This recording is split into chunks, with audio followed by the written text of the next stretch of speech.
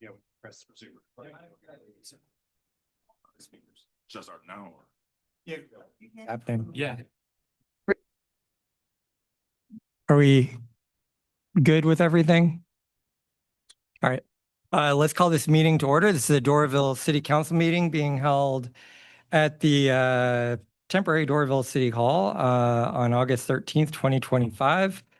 Doraville is proud to be a city of civility. While differences of opinion are natural, let us approach each other with open minds, speak with courtesy, and treat one another with dignity and respect. Respect is the foundation of good governance, and we thank you all, everyone in this meeting, to uphold this spirit of civility with us. I will call the roll. Mayor Geierman, I'm here. Councilmember Kuntz. Here. Councilmember Evans. Here. Councilmember Henshaw. Here. Councilmember Armistead. Here. Councilmember Simmons. Here. Councilmember Ray. Here. All right, we have a quorum. I'd like to ask everyone in the room to please rise and join us for the Pledge of Allegiance. I pledge allegiance to the flag of the United States of America and to the republic for which it stands, one nation, under God, indivisible, with liberty and justice for all. I get a motion to approve tonight's meeting agenda. So moved. We have a second. Second. Any discussion? All in favor? Aye. All right. First item, I'm going to come down and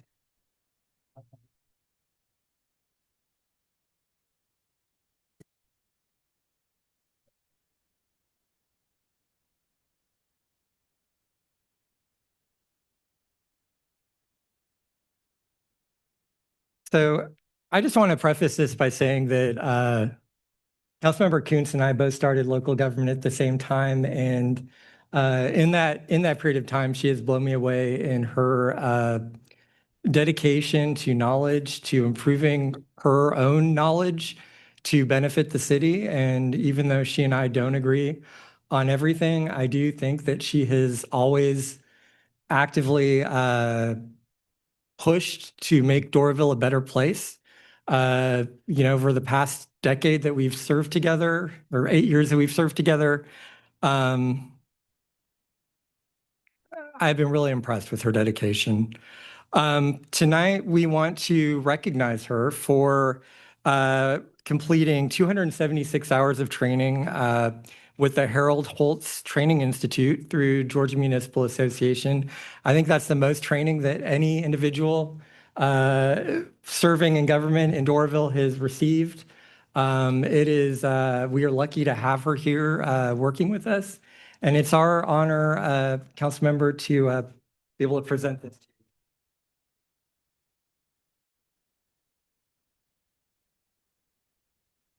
you. We'd love to give you an opportunity. Okay,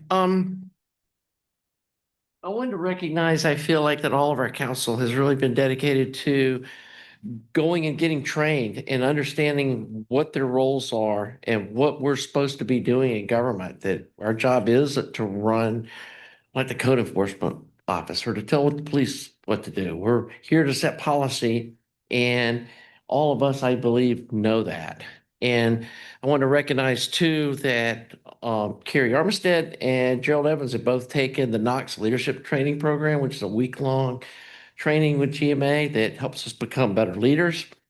Gerald actually went to Leadership DeKalb as well. I'm a graduate of Leadership DeKalb, and he did it too. And Chris Henshaw, yeah, he's going to be in the class of 2026. So we definitely take this seriously, and I feel like this was a good time to say, I've had people make this comment that, you think you're smarter than the residents are. And it's not that we're smarter, it's that we've actually been to training. We've actually gone to other cities and seen what's worked and what hasn't worked. And I know I've driven all over the state going to at least a dozen different cities that have had like a flourishing downtown to learn from those elected officials. What did y'all do to make this work? Dublin's a perfect example. It's a beautiful city now. And it was basically just a ghost town. And they've told us what worked, what didn't work, what you have to do to attract businesses, to attract developers. And we've all received that training and knowledge. And like I said, it's not that we're smarter, but we've been educated in educational opportunities that residents don't have. And so I don't want to say just blindly trust us, but there's things that we know and understand and have been trained on that you haven't.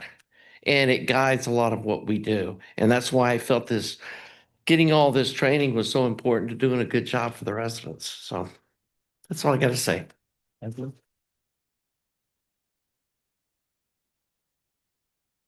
Before we go further, I just also want to recognize Councilmember Kuntz for representing our district within the state of Georgia, the Metro Atlanta district. She was our representative with the GMA board for, I think it was 2 years, Yeah. like 2 years, and then you were the vice person for 2 years. So it was like a total of 4 years. And she's also the person who brought the idea of being Doraville becoming a city of civility here. So we have a lot that we owe to her and should thank her for. Thank you, Mayor. All right. Well, next we've got public comment. And actually, I'm going to come down.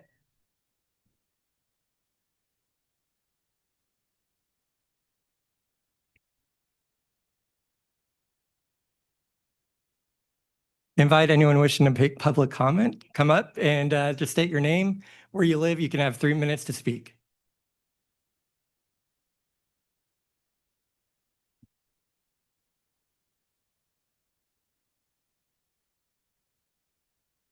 Susan Crawford, Oak Cliff. Steffi, congratulations. We might not always agree on everything, but that doesn't mean that I don't value you as a friend and as a representative. So congratulations. And as a computer helper. Well, I'm just going to remind you about the zoning, that there still are concerns. And I know that everyone up here has the best of intentions and wonderful training, apparently more than I realized. But understand that it's not always going to be you people in control, and the zoning is going to outlast you. And whoever takes over from you, or maybe even 10 years down the line, or maybe long after I'm dead, that zoning is going to be there unless it's changed again. And my concerns still are about pollution. There are children going to school there, right around, right up Pin Oak Circle. They walk. Pollution has been linked to so many horrible things. And I know it's already present on that street and in many other areas of our city and Atlanta in general. But it has been linked to learning disabilities in children, asthma in children and adults, Alzheimer's. We don't want to do anything to increase it. And the way I see it, the trees that are there now that would have to come down, at least some of them, that's our only buffer with Spaghetti Junction there and Beaufort Highway. So I would hate to see that happen. Also, even if there were, as Councilperson Kuntz pointed out, the most we could have would be 100 units, I think, and one car and 0.8% or 0.08, whatever, increase on that road. But really, that's assuming there's only one person living in each edifice or each apartment or condo or whatever. It could be 4 or 5, and then they have friends and they have out-of-town relatives, and we can't say, well, you can buy this house, but you can't have any friends. That would present a whole other set of problems. So that concerns me too, that more traffic, more people trying to come in and go out, and where are they going to park, and where are the dumpsters going to go? There's only 0.4 miles on Oak Cliff Road where there are houses.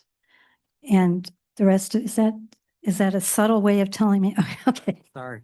not so subtle. I just want to say we should be celebrating that Oak Cliff, what Tom Cousins has been in the news a lot on NPR and front page of the AJC, and Oak Cliff Estates was his first neighborhood. So Thank you. Anyone else?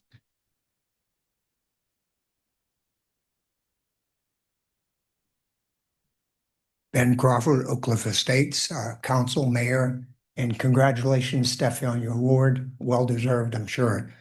I'd like to keep this active in front of council and the mayor, the fact that there are a lot of us that live in Oak Cliff and Tilly Mill area, up on Tilly Mill and over in Northwoods.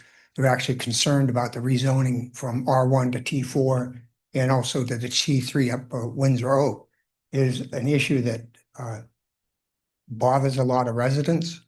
And I think that it would be helpful if the video was posted online. It's still not there. It's been almost a month. So it'd be nice if that was up there for everybody could see the last meeting and kind of get involved with it, because I've been sending that out to a lot of people because it's not available online. So it'd be helpful if it gets put up there. And then the other thing is I think that I know that there's nothing wrong with you guys making up your minds ahead of time, but to me, it seems like it would be better governance if you didn't make up your mind ahead of time and waited until we actually had the public hearing in October. Seemed to me that would be a better approach. So I feel like this is going to impact us greatly. And I think that everybody should take the time to listen to what the community has to say about this. Thank you very much.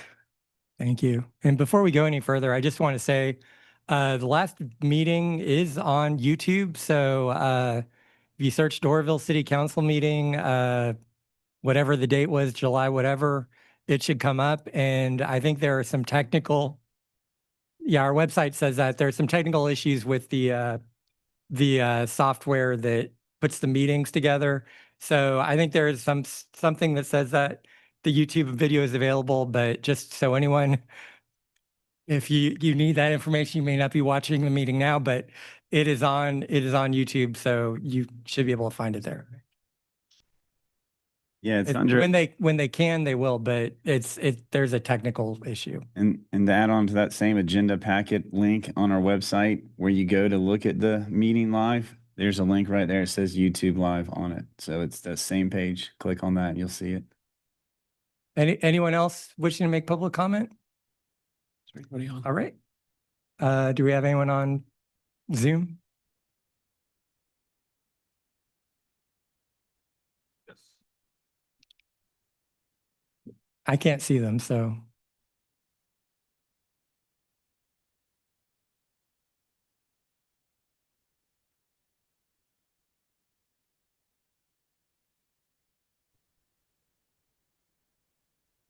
All right.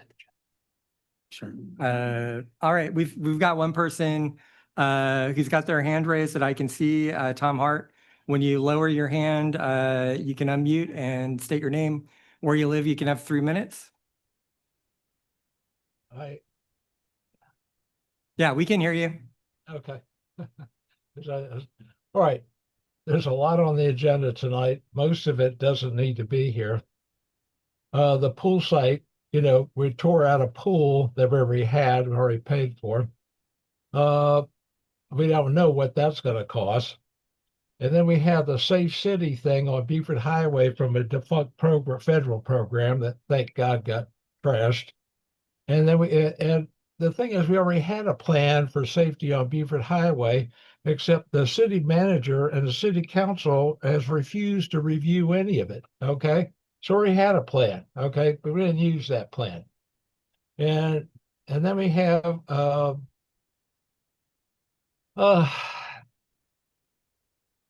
the field service, the MS4.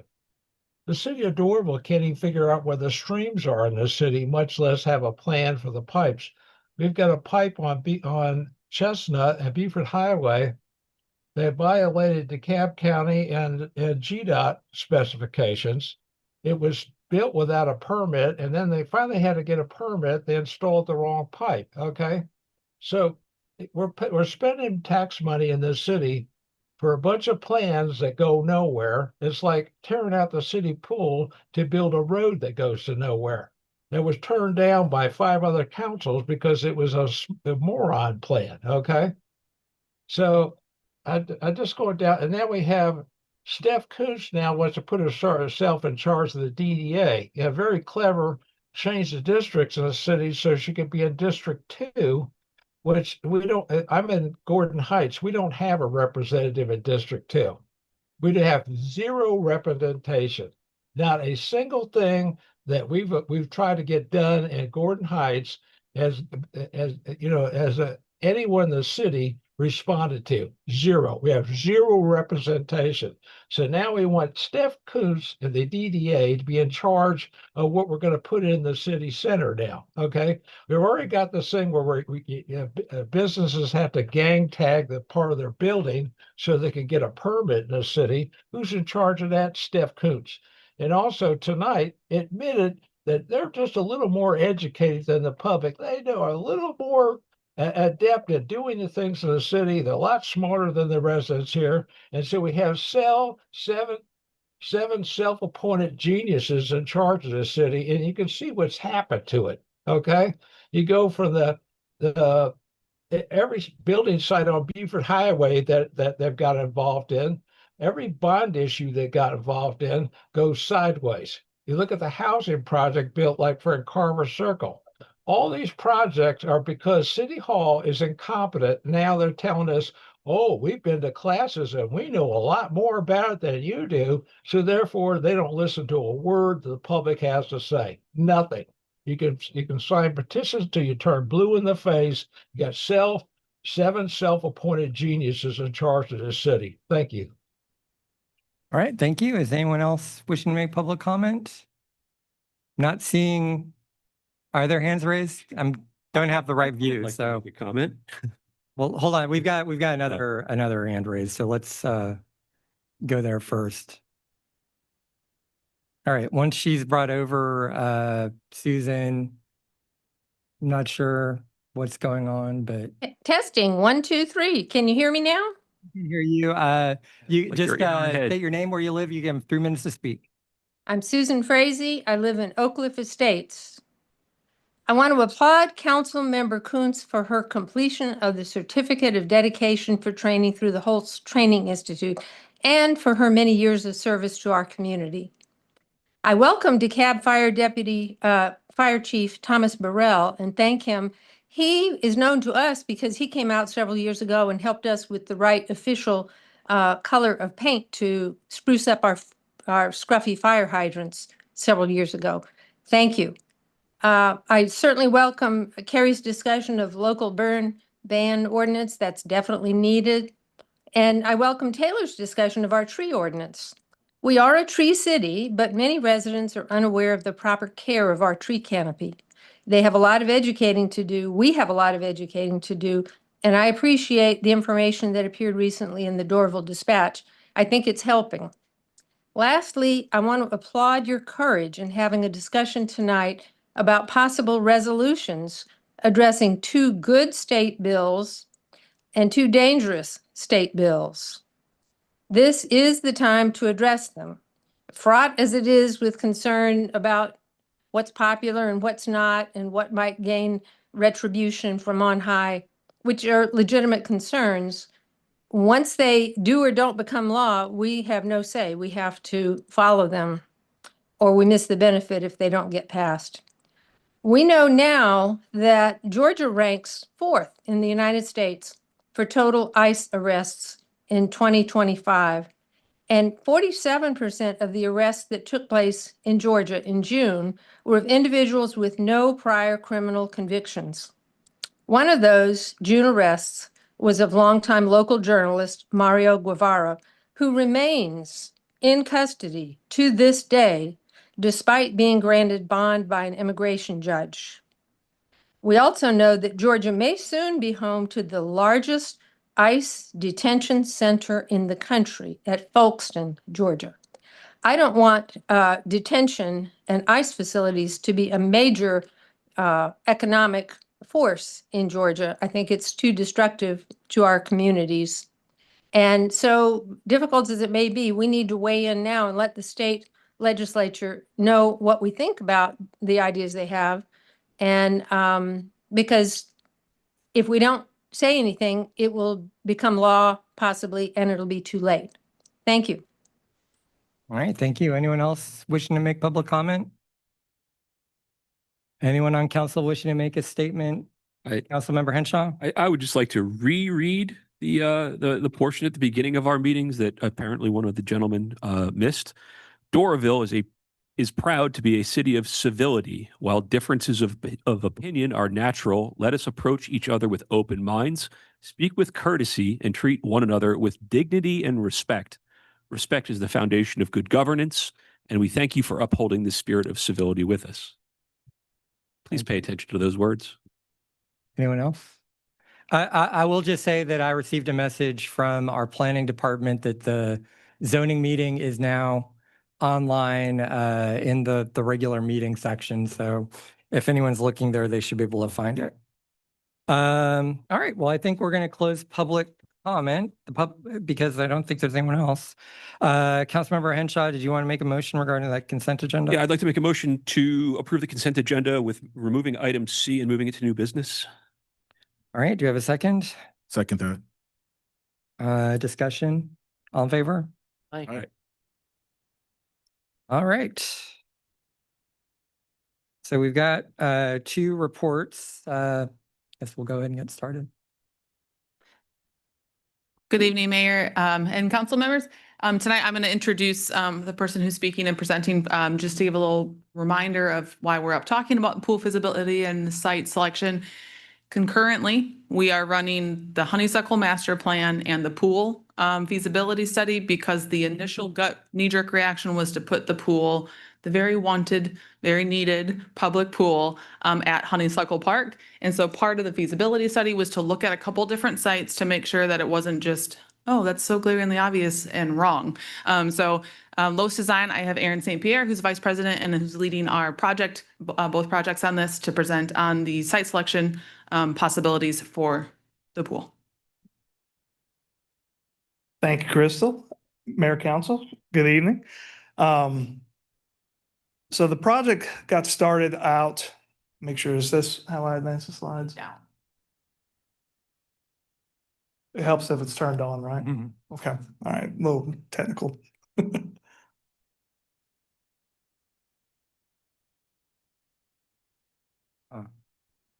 Hey, there we go. Now I've got it.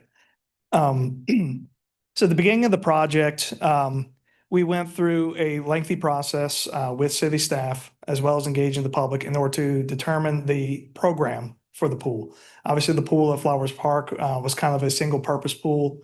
It was designed as just a basin like you would typically see of a pool of that age. But the Martin Park and Recreation departments have more offerings in terms of aquatic features that support both active programming from the Parks and Recreation Department, as well as what we call family leisure and the other component, which is competitive swim that we see all the time. So what came out of that was the idea of developing an outdoor aquatic facility that include a couple of key elements. Number one would be the zero depth pool with a play structure. So something that you can come in either with young children or if you have a physical disability, be able to come in at zero depth entry and be able to have that fun family leisure experience right at the beginning. We also identified the need to develop some sort of a splash pad, so something with a dry deck and water jets and features that adds another level of family fun and also flexible programming. There was a need for developing a lap pool, so something that not necessarily could support competitive swim, but for people looking to get either participating in some of the programming that the rec department could do, or just getting in their laps was something that we wanted to do. And one of the key elements that goes a long way in helping support and meet community needs was the idea of providing some sort of a rental space, what we call our party rooms, something that's indoor attached to the facility that could be utilized by the public for private gatherings while also getting their feet wet. So what you see here on the screen is one of the initial concepts that we developed that we presented to the public. And the concept on the screen is exactly what the public gave us feedback that they were preferring. One of the key elements I want you guys to pay attention to here is that big bold text at the bottom that says that the size of a facility like this, the acreage that's needed to support, is somewhere between 5 and 10 acres. And that's a big delta because every site's different. You can fit certain things in other sites. So this is generally a good range to look at. When we did the public input at the beginning, again, we proposed that list, and this is a summary of all the feedback that we got back from the public in terms of kind of like their ranking of priorities. So you can do a lot of things in these aquatic facilities. We posed to them as like, what are the most important things to you? And so you can kind of see all of that. Definitely geared more towards the family leisure with a little bit of emphasis on support programming in order to, for the recreation department as well. Part of the first part of our planning before we actually put pen on paper was doing what we call like a market assessment or a market feasibility report. And this slide kind of highlights some of the information. We looked at your general service area radius, your demographic makeup, your household incomes and all that. Doraville is really, really unique in that aspect. When compared to other typical agencies that would look to have an aquatic facility, Doraville doesn't technically meet a lot of the qualifications for that. However, what makes Doraville unique is the socioeconomic makeup of the community with respect to the surrounding area. So very simple fact. Your demographic makeup is such that it is very difficult for your community members, a large segment of your community members, to go outside of the community to engage in these types of activities and programs. So in our assessment, working with a third-party consultant, it was determined that, a pool with this type of programming is indeed appropriate and in fact probably necessary to sustain a high quality of life and community here in the city of Doraville. So once we kind of had the game plan in terms of the footprint, we coordinated with city staff to identify up to 3 locations to be studied. This map shows one of the locations being Chicopee Park to the north, Honeysuckle Park, as Crystal mentioned, a little bit to the center, and then the new Peachtree Road property, which is pretty close to where Flowers Park used to be located. So what we did is we took a couple of studies and basically did a test fit on the site to see how this facility would fit. All these sites have some similarities and some differences between them. On candidate site 1 with Honeysuckle Park, one of the key things here is that it's obviously a city-owned property. It is currently programmed for recreation, so it's a great marriage in terms of like bringing in this new type of programming and marrying it up with the rest of the programming that's being run at the facility. The site area is generally developable. What you see on the screen there in terms of our concept and how it fits on the site is not set in stone. As Crystal mentioned, we have to go, if this is the direction that we want to go through, as part of the Honeysuckle Park master plan specifically for that site, we will do a comprehensive evaluation of how this works and where it works best with the other programming needs over here. This is relatively close to a school. It does have all the appropriate utility connections.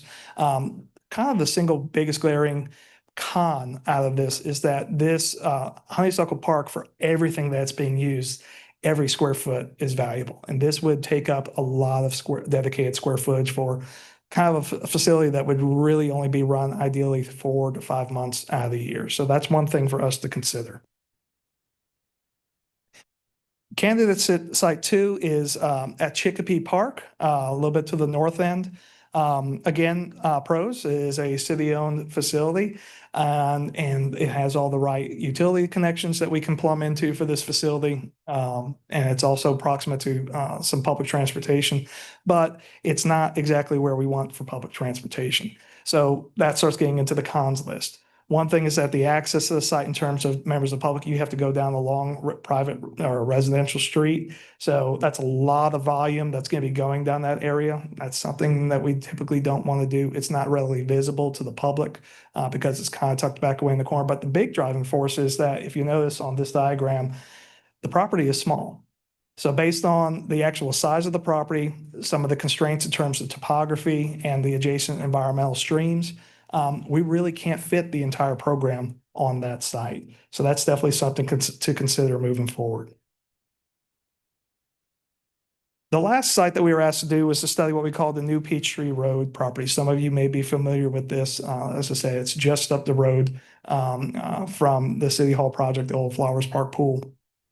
This one is about the Goldilocks zone in terms of just the right size. It kind of makes it what we call kind of a sole purpose facility, to where this facility is up and running whenever the pool is being actively used, and then it's basically shut down outside of that.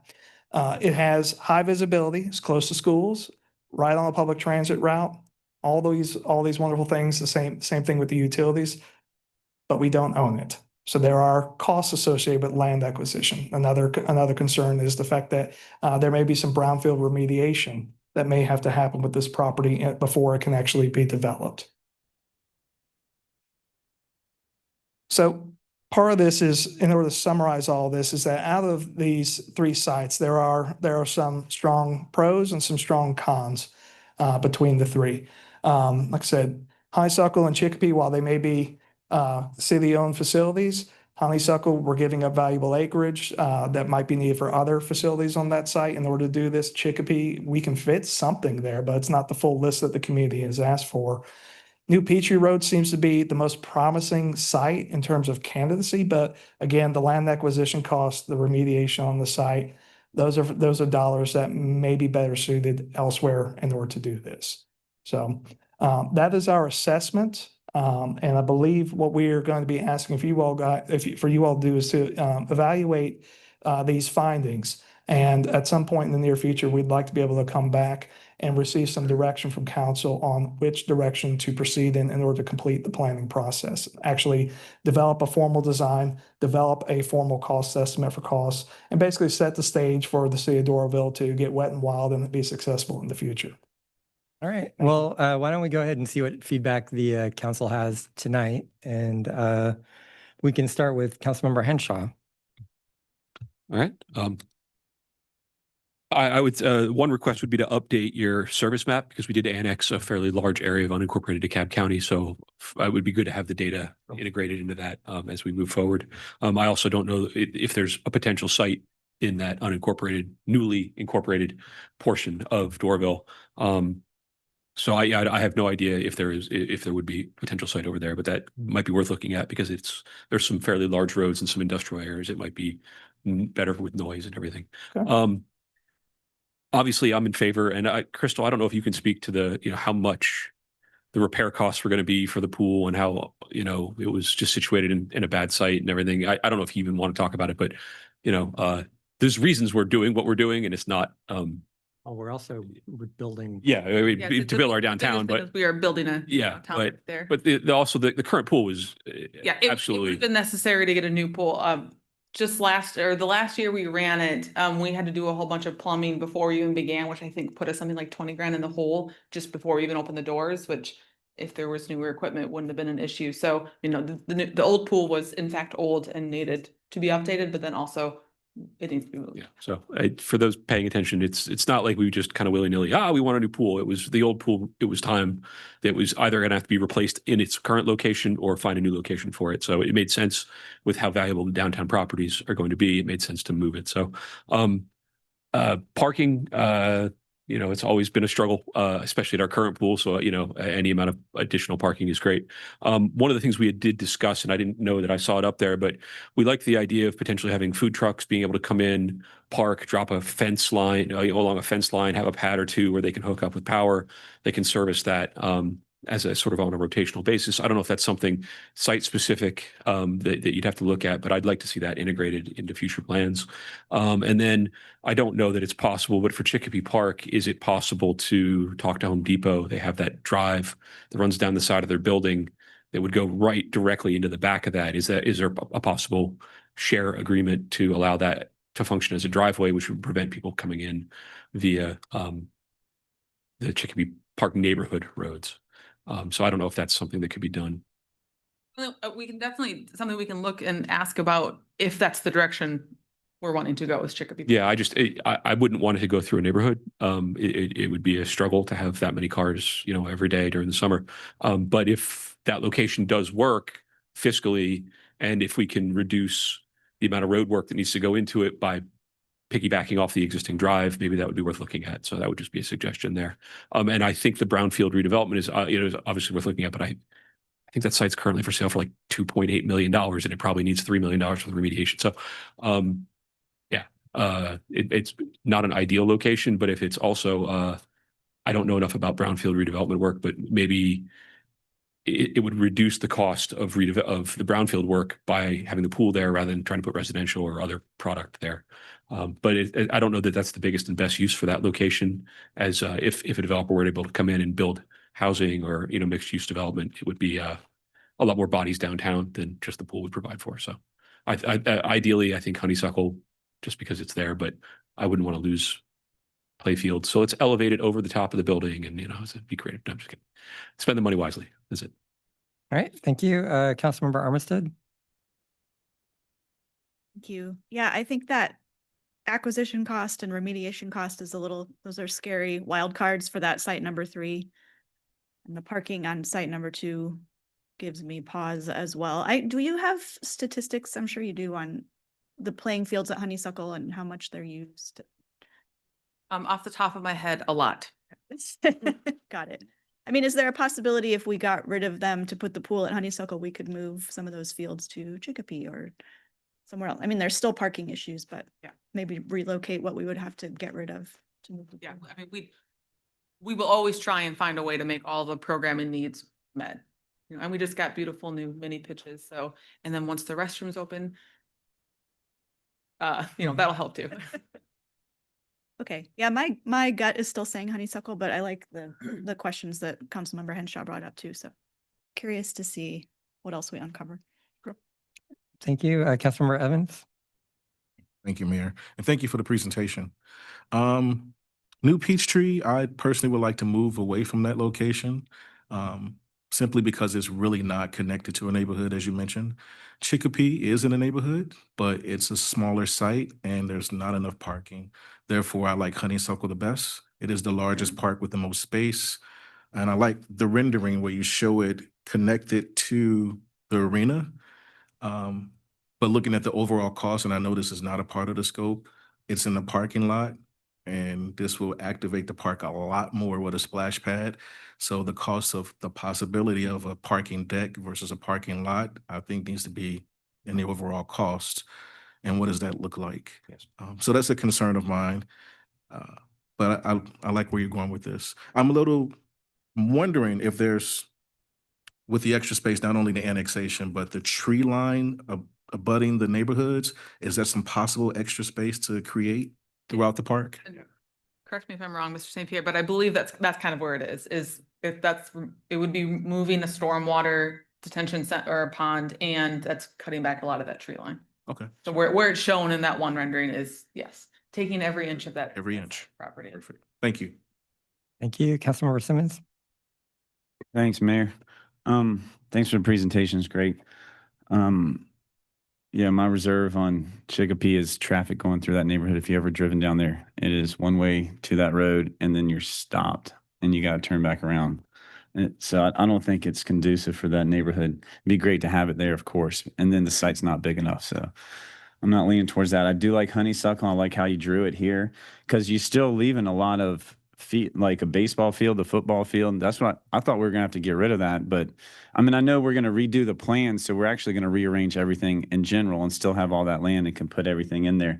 But the way you drew it here without even rearranging the plan still works. Still have a football field, baseball field, an open field, more parking. I think it lays out great the way you drew it with the existing conditions and put it up in that top corner. I do like Site 3 as well, even just because it's close to MARTA. I love the accessibility, and we can't do much with that land, but my reserve on that is we don't own the land, the brownfield, the all unknowns. Of course, I'd love to see what those costs would be, but you really can't do it until you determine that's the site you want and dig in. So I don't think it's worth the gamble. So I do like Honeysuckle. And how big's that lap pool? Just guessing. I know it's just you're drawing preliminary. No. Did you have an estimate? I think it was not like was it a 20 or 25 yard 25 yards. 25 yard. Yeah. Like, Okay. yeah, 25 yard long. And I think it was 3 lanes. That's 75 feet for anyone. And then what? And I think it was 3 or 4 lanes. Okay. Oh, that's not bad. So we can still have like senior aerobics, even though they can rent it for that time, still have people swim. Okay. No, that's good. That's why I wanted to make sure. I mean, of course, it looked small in the drawing compared to the rest. I was wondering if we could give back some here and there, but that's not. Yeah. Which it's interesting you bring that up because I'm hesitant about a splash pad just because you hear about maintenance issues and stuff. But he was pointing out that, you know, if you have it kind of separated, you can have splash pad open while the pool's closed for water aerobics, or you can rent the splash pad for like a private party and the pool's still open to the public. Yeah. The new generating. Now that we're talking about pool specifics, but it's interesting you brought that up. And I think that's why part of it's important to why Chicopee is out, is I do think having that full scope is important. And then just another comment, if Honeysuckle does go through with everyone liking that, that's what they pick. Can you just really dig in deep on the parking and the traffic and that lane going to the parking pad by the recreation center? Because right now it's real small. You got to cut into a hill. You know, that's just going to be the only thing, because parking's tight there, and then traffic. And when you have a pool with all those splash pads and all, it's going to be well used. Yeah. Yeah. We've, so just so y'all know, we, in anticipation of trying to make sure that we had something rational to be able to present this evening as a site recommendation, we had done some initial high-level studies for the entire park site and all that. And parking is the single biggest issue that we're going to have an uphill battle with whether or not this pool ends up at Honeysuckle or not, because it's 10 acres. There's a lot of demand for athletic green space as well as other passive elements. So I do think it's valuable, you know, to Councilman Evans, at least while we're early in this stage, you know, just investigate the financial feasibility of a parking deck if needed, as a fallback if needed. But yes, I agree. We will be studying that very heavily. Yeah, and then like where the restrooms and all are, there's a pad for food trucks and all, like you said. So it's sort of fallen in line. But of course, you know, our plans to redesign that whole park, right, initially. So it's not going to look like that, and we'll have all those acres to work with and design. So I feel confident on that. So thank you. All right. Thank you, Councilmember Kuntz. I agree with what the other folks said about Chicopee Park. I'm concerned about putting a bunch of traffic through a neighborhood street. I know, you know, it's one thing when it's an arterial road, but we're turning a neighborhood road into an arterial road. And people that bought the houses on that road bought it because it wasn't on a big main thoroughfare. And so I would be very concerned if the only access was through that neighborhood, plus the reduction in the, you know, aquatic services that can be provided. And I remember the guy, because I was at one of the public meetings, and he was presenting all the splash pads and stuff. And he was saying that while there may be like a 5-month window, you're saying that the pool would be open, that a splash pad can actually be operated in a much wider range of temperatures. And it may be, okay, it's cold this weekend, so we're not going to have, you know, maybe, you know, it's 40 degrees out. But as we all know, sometimes in February or March, it's 70, 75 degrees. It might be splash pad weather.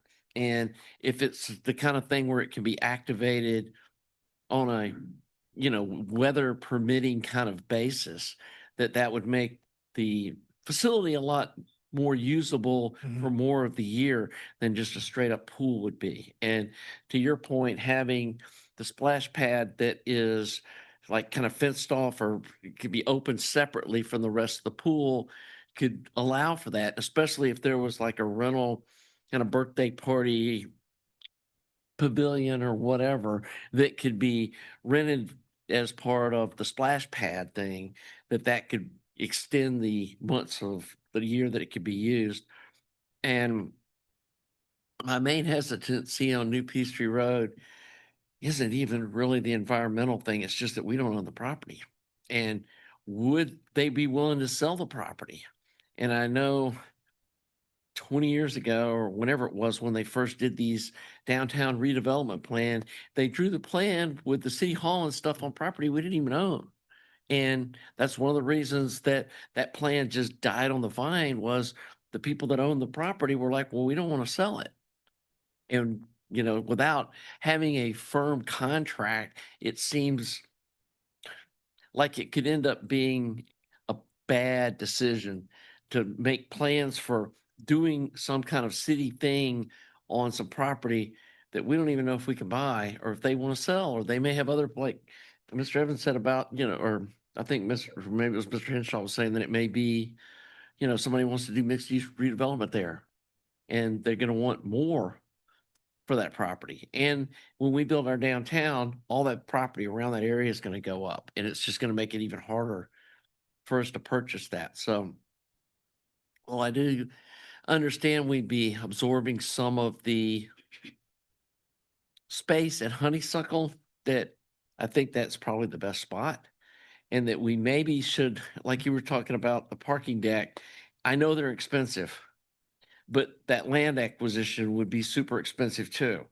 And so if we had to spend what that land acquisition would cost on a parking deck that would save acreage over Honeysuckle Park, that might be something worth considering, of, even though it's going to make the overall cost of the project.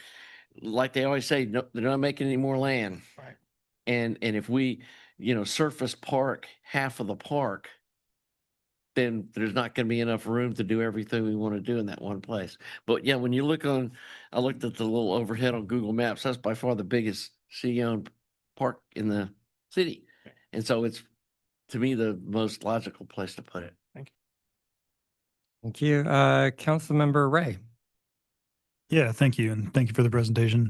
I largely agree, so I won't echo everyone's comments. I think Chickapee's with the traffic is no good. I'm curious about New Peachtree Road, if somebody wants to make an estimate on possible cost, but I agree. I think we can be more prudent financially and use that money more towards parking to maximize Honeysuckle space. I agree with everything everyone said about Honeysuckle. My only comment, it would be, I'd be curious to know if, since we have a master plan and we're trying to redo that park anyway, could we look at maybe locating it over where those two dog parks are, where parking already exists? And that might be a way to cut down on either parking cost, or maybe expand that lot or something along those lines. I'd want to make sure that for the trees we have to cut down, we're planting more along the walkways and stuff in the park. But I think that's an area that when I've been over there is fairly underutilized from a space standpoint. And maybe we could locate a smaller dog park elsewhere with that master plan, but that's already near the parking. It wouldn't have to take over play area and that current baseball field or whatever else we want to use that field space for. So it's kind of a more unique and odd layout. So maybe it's not possible, but I'd be curious to see if there's a way to work the design over there and not have to take up a recreational area. Fair enough. All right, thank you. So I guess what I generally heard was Honeysuckle Park is probably the favored option of the three, and a lot of concerns about Chicopee, which sounds like you wouldn't necessarily even consider anyway. So, so great. We'll look. Yeah. Can I have one more thing? Yeah, go ahead. Since we're talking about it, what about if there's a way to, I'm just gonna put it out there, not just an outdoor pool, could it be an indoor pool? You mentioned weather. This way is year round. There's different activities that could happen throughout the year. Maybe it could pay for itself over time if we're able to rent it out as a space for training, classes, et cetera, recreation activities, and then combine that with the garage. I don't know what that looks like, but I know it's possible. And if we're looking at costs, maybe that's a factor that could be within the wheelhouse as well. Sure. We can coordinate that with staff.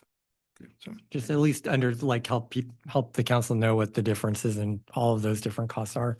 I will say, you know, for anyone listening, Councilmember Kuntz, a couple of years ago, had the foresight to propose the city government set aside a certain amount of fund surplus each year towards a capital fund that will go to help make these improvements when we do have to make them. So it's not like we're starting from zero either. We are kind of planning this over a period of time. So thank you, Councilmember. All right, thank you. thank you all. So then we're okay to come back then with the Honeysuckle master plan pool? I think that's what I heard. Yes. With With options. options. Sounds good. Thank you. Thank you. Thank you. All right. Next we have Deputy Chief, Fire Chief Thomas Burrell and Assistant Chief Ty Welch. And Chief Welch, I don't know if you remember this, but I believe we worked together a million years ago at Mine Spring, if you used to work there. So it's nice to see you again. It's been a long time. Wow. Mayor, The Mine Spring diaspora. Yeah. AOL.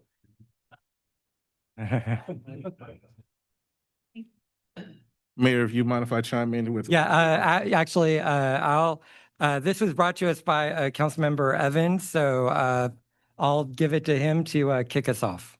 Thank you. Thank you, sir.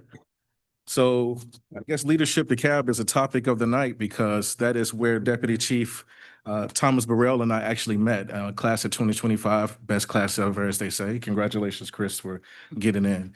And during that program, one of the things he and I discussed was a resource provided by the county, more specifically his Department of Fire, of free services for fire safety. And I work with the county a lot in different capacities, we all do. But this was a resource that I wasn't privy to. And it's opportunities like that that we were able to leverage this relationship and we're able to get through a little bit of red tape. So thank you for everyone involved to make this happen. But thank you for coming to present about these services that'll be vital to our residents. So I'll let you take it from Absolutely. here. Well, first off, thank you, Mayor, Council, for having us here. CEO Lorraine Cochran Johnson and Chief Governmental Affairs Officer Ms. Ravello and Chief Fulham send their regards. They couldn't make it tonight. So what I've provided you, we have some copies for those in attendance if they'd like to see it along, and we can provide it electronically later. It kind of walks through some of the things that we offer through our public education department within DeKalb County Fire Rescue. The unit is within the fire marshal's office. And the first few pages, there's kind of an overview for y'all to take back and see. I'll kind of highlight the third page really, or the third page of it, which lists a number of our programming. And what I'll share is that the group is a 9-person staff unit. They're 9 public education specialists led by 1 fire captain. And they have an office assistant that helps with their coordination. You'll see a list of the programming on the third page as some samples of what we do. This is all free programming within DeKalb County and the DeKalb County Fire Rescue Service area, which is pretty much all of DeKalb County. And one of those programs that brings me here tonight is to talk about our smoke alarm program. And so first off, just the importance of it. For those that aren't aware, the early warning aspect of having functional smoke alarms in your home almost goes without stating, but fire moves fast, it grows quickly, and seconds count, and knowing when it's happening. And so having them in the home is a key thing for giving residents a chance to recognize the event is happening, be able to contact 911, get emergency services en route, and also evacuate their home, obviously. Also, we see just in the numbers nationally, the numbers you'll see here in this next section are from the National Fire Protection Administration, where when you see working smoke alarms present in a home, the risk of dying in a house fire is cut by 60%. And that roughly 1/3 of home fire deaths result from fires in which no smoke alarms were present. So very important, and some key things for folks that have them at home. Maintaining them, keeping sure there's not dust. If you're doing any work around your house, like many of us do, drywall dust can even get in there and cause a little bit of a challenge. So just cleaning them every once in a while and proper placement of them when they're installed, which I'll talk a little bit here now. So the next page talks about this particular program, the smoke alarm program. It began as a project. I don't have it listed on here, but I'll highlight it. Chief, really quick, did you give that presentation to our staff? Do they have it? I missed the cutoff at noon on Friday, so, Sorry but about I have it electronically and we'll absolutely share it. Okay, we'll make sure we get this on the website just so people Absolutely. can see. I can actually send it to somebody while I'm here because I have it in my email to give to you guys. So we partnered with a nonprofit called ATL Lytics. It's a nonprofit data group here in Atlanta. They work with government agencies, nonprofits, and help folks with projects. We wanted to do a residential fire risk model here in DeKalb. We wanted to understand at the census block group level where we had the highest residential fire risk. The results of that, the data that came out of it helped us write a federal grant through FEMA, the Fire Prevention and Safety Act grant, excuse me. And through that process, we received just under $100,000 in federal funding through FEMA to purchase smoke alarms. We had targeted 2 areas in Central and South DeKalb in the initial performance period with that grant. We installed almost 1,000 smoke alarms in those 2 census block group areas. And now that the performance period's over, we have smoke alarms left and we're going countywide, right? So that grant started in 2023. So here we are today. The alarms are installed by fire rescue personnel. They're not handed out. That's important for the proper placement piece and just the fact that they get installed. Oftentimes we hand things out. They don't necessarily get used as they should. So our folks will actually schedule an appointment with the resident that makes the request and go out to their home and install them for them. Typically, homes average about 2 per visit because we make sure we get 1 on each level of the home. And for here in DeKalb County, many houses built in the 60s, ranch style or split level, we're looking at usually 2 levels, but that does include a basement. So we try to put them in the basement. Our goal is to put them in the basement as well. So if there's a basement and that makes it 3 levels, we put 3 in. There's several ways folks can sign up for this. You see a snapshot of the flyer here on this page, but there's also a full-on flyer that I handed you in the back. That is, that's one of our door hangers, but there's a flyer in the back of the packet. That's what people will actually see. So there's a QR code on there, takes you right to a Microsoft form. That form, when it's filled out, asks for the basic demographic information of the requester, goes right into our public education unit. They'll follow back up, schedule a visit when it's convenient for the resident. There's also an email address and phone number for those that aren't great with QR codes. And then it's for all residential properties, but does exclude multifamily and commercial, because that's by Title 25, they're required to maintain those themselves. Any questions about smoke alarms before I go to the next page? I'd say go ahead and Just go run through it? presentation. All right. We'll get all the questions after. All right, well, while I'm here, 22nd Annual Fire Safety Festival, it's a festival we've been doing for 22 years, is coming to Doraville this year. We'll be at BrandsMart USA in October. We've moved it around the county over the years. We've been at Perimeter Mall, Stonecrest Mall, South DeKalb. For the last few years, we've been hosting it at North Lake Mall, kind of central to the county. We actually registered guests that came last year, and we saw gaps where people were attending from. And so we're going back to moving it around. So one of the areas where we saw gaps was up here in the Doraville and Dunwoody area, north part of Brookhaven. And so we're going to bring it back up to this corner of the county. And this year it'll be here. Last year we had about 650 residents that came and attended the festival, adults and children.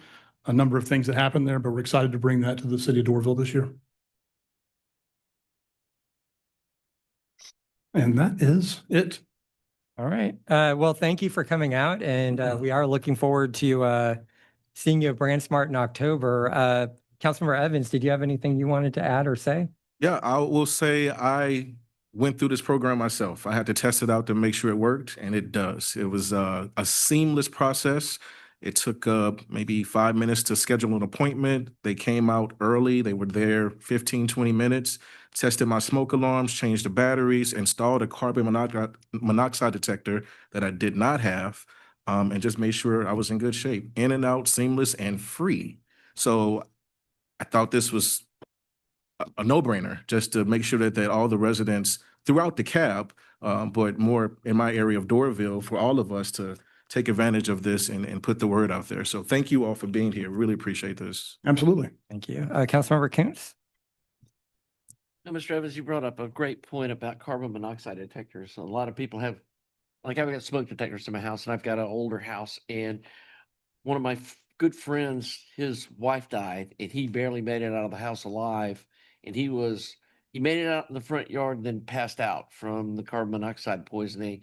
And he wasn't able to go back in and save his wife, and she died. And he's never been the same. I mean, he feels guilty from, I lived, she didn't. Why didn't I do something? And it's a silent killer. You don't even know what's going on. And by the time you realize it, most of the time it's too late. And if you, like you said, if you do make it out, it may just be you and your kids, or, your pets or other loved ones or whatever aren't going to survive it. And so I think that's a really important thing. And I do appreciate the DeKalb County Fire Department doing all their education years. God, it seems like a lifetime ago. Um, y'all came out and did a class or a presentation with the Early Learning Readiness Program when it was at the Church of the New Covenant. Now it's here, now we host it. But y'all came in and did a presentation Mhm. to the kids and their family. And something I had never thought about, this fireman explained to me that a lot of times if there's a home fire and they've got on, their gas mask and all their fireproof suits and all that, if a kid's never seen that before, they think it's like an alien or something coming in their house, and they're coming in there to save the kids, and the kids are running away from them into the fire because the fireman scares them more than the fire does. And being able to have the children see what a fireman in his fire suit looks like and know that, okay, if there is a house fire and they see that guy in that suit, they know that he's there to save them, and it's not some alien in a spacesuit coming at, or whatever a kid would dream up in that panic situation. And that's something I'd never even considered. But obviously firemen have been in that situation where they come in to save a family and the kids are running away from them, and they're like, what are these kids doing? But it's that fear of not being recognizable. And so I thought that was a really cool thing y'all do too. And thanks for everything you do for our community. Thank you. We still do that. We do a lot more escape planning training for folks as well, Yes. to not be in the fire, if at all possible. But thank you. We still do that. We still offer all those programs. Thank you. Councilmember Simmons? Thanks, Mayor. And that's a good point about the carbon monoxide. So you do install those if asked, along with the smoke detectors? So we have some that are just the new 10-year Cool. lithium ion smoke alarms. Uh-huh. We have some combination, and we do have some that are just carbon monoxide. Those weren't part of the grant. So Okay. sometimes we can access them through the state fire marshal's office when they do giveaways and things like that. So Nice. corporate donation. And so when we have them, we absolutely give them away. We're not trying to hoard them on a shelf somewhere. Yeah. That was So- great because they're like the dual's like $60 or $50 for one of them. So that's huge. So that's such a great program. And thanks, Councilmember Evans, for bringing that up here for everyone to be educated and see. So it's funny. It's there, but not many people know about it sometimes. And then, October 4th, I want to go and meet Theo for sure. Theo's awesome. I definitely want to come meet Theo's Theo. great. So He does Theo Thursday videos on social media on the some good department stuff. Facebook page. So thank you for coming. gotta and ride the bike. presenting. Thank you. No problem. Thank you. Councilmember Ray? Yeah, no questions. Thanks to Councilmember Evans for this, and thank you guys for coming out. That's an awesome program. I'm excited to share that and also put it out there that you guys are doing this little festival so some kids can come out, see a fire truck, and have a good time. That's awesome. Thank you. Absolutely. There'll be a bunch there. Thank you. Councilmember Henshaw?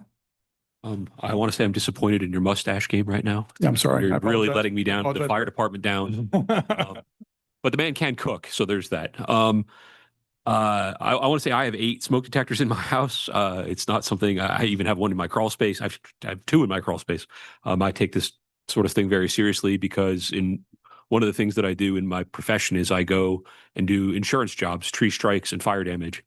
And it is phenomenal the amount of damage a fire can do. If you've never walked through a fire damaged structure and you talk to the residents who live there and how quickly it can happen. And I've been lucky to only talk to people that have gotten out in time and haven't lost people in my job. And I know that's not something that you guys have the pleasure of being able to say. So yeah, this is really important, especially in these older homes. They're very well built, but they're also very dry and they catch on fire quick. And as much asbestos as they packed into these older homes, they also had rayon curtains that go up instantly and all sorts of other things. So yeah, having a fire and come to your house and set up a set of smoke detectors in your house for free is absolutely go and do it if you don't have them in your house. Or I guess you would even come to check to make sure that you've got functioning ones. And We will check the existing while we're there. Yeah. And if they're the older ones that require a battery change every 6 months, we swap them out. it's a very good program. So thank you for bringing this, Gerald, and thank you for coming and get that mustache back on there. All right, Councilmember Armistead. Thank you very much. I don't have any questions either, but this is very cool. This goes way beyond the stop, drop, and roll, which I think is all I got from firefighters in my youth. So we appreciate this. I'm excited about the October event. A lot has changed. 85% of our calls are medical nowadays. And so even one of the programs you'll see on there is called SAFE. We actually do fall prevention for seniors and caregivers. We have 8,000 fall calls a year in DeKalb County that we respond to assist people. And so we know those type of events often lead to significant impacts in life, just like a fire. So we've much more varied programming these days. Well, Chief, Assistant Chief, thank you both for coming out and sitting through an hour of our meeting. We appreciate you presenting to us, and we'll see you in October at BranchSmart. Well, as a kid who grew up going to the Dorville City Pool and the library here, it's fun to hear about the changes. Thank you. Take care. Wait till you see our new library. All right. So Councilmember Henshaw, you moved item C from the consent agenda to new business. I did. Want to do that first? Yeah. Okay. I don't know that LaFleur is here, or maybe Crystal or Austin or somebody. I just want to make sure we weren't double dipping with our downtown redevelopment. Is this just pulling from another bucket of money and we just need to spend this? Yeah, no, this was some of the money we got when the GDOT coordinator came. And so it's like $800,000 that we got. It's an extra round of LMIG funding. It just has to be shown separately. So which is why it's on something. But it will be integrated into the plan. Yep. That's all I need. Thank you. Does anyone else have a question about this item? Would anyone like to make a motion? I'll make a motion to approve what was formerly the consent agenda item C. Second. Okay, we have motion, a second, discussion. All in favor? Aye. Anyone opposed? All right, motion passes unanimously.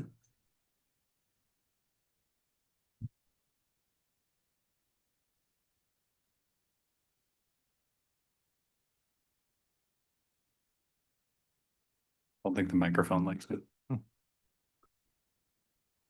Okay. So I don't have a formal presentation. I just have the plan, but I'm going to give just a little summary. Uh-oh. Maybe it's because you've moved it to that location. Okay, let's try. Okay. I think it's too close to a speaker or something. Okay. When it's right there.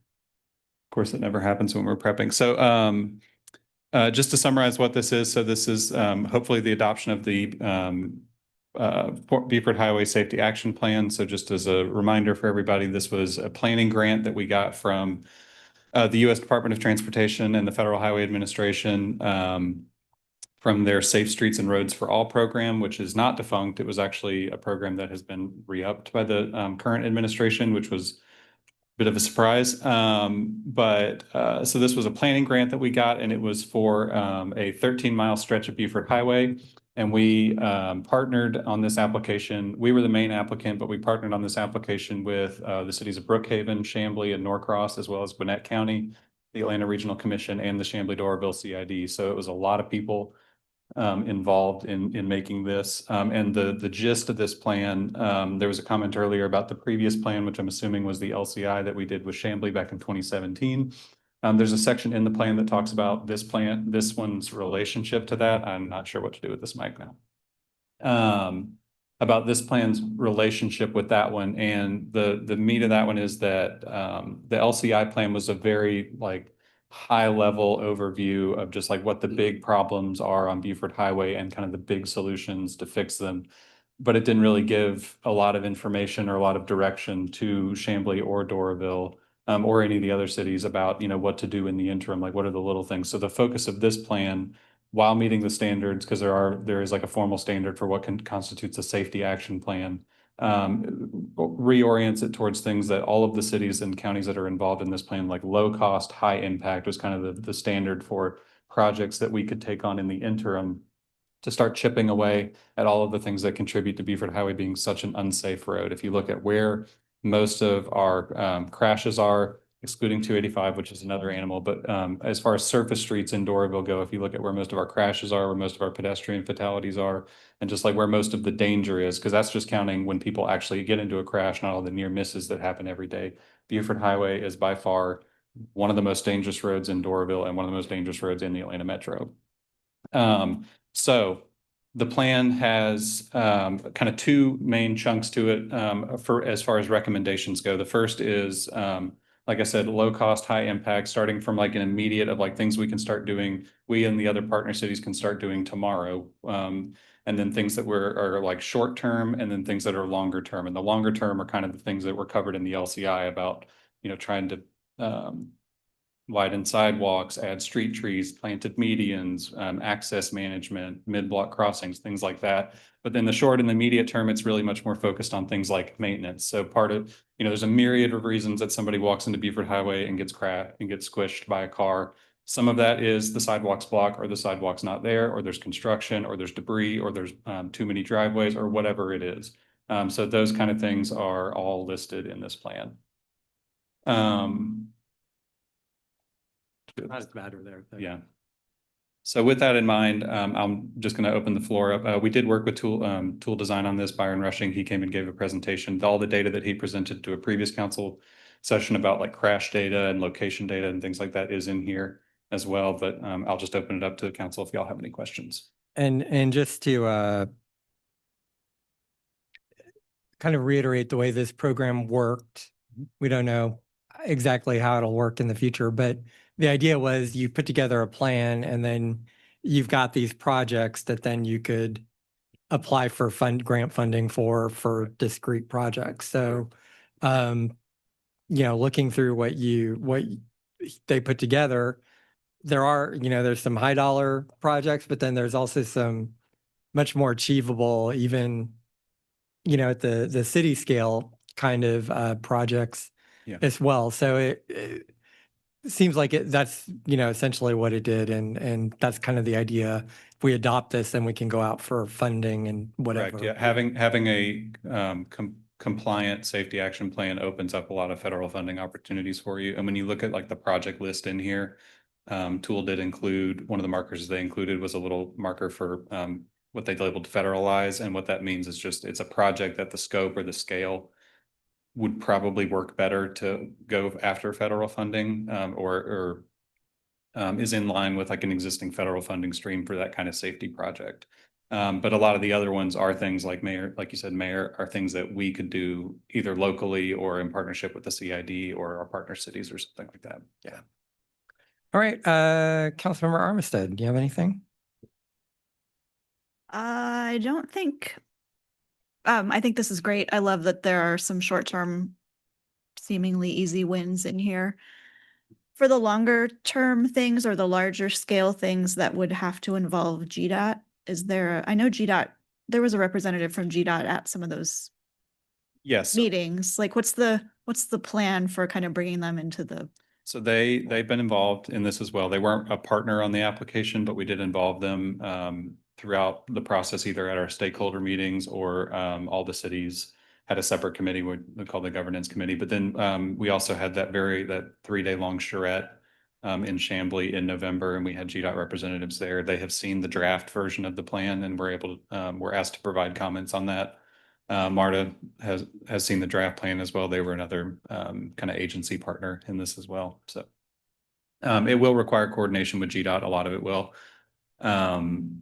Some of it might just require coordination. Some of it will likely require their cooperation or a permit from them. But at least they've seen it. They have seen it. They are aware of it. Yes.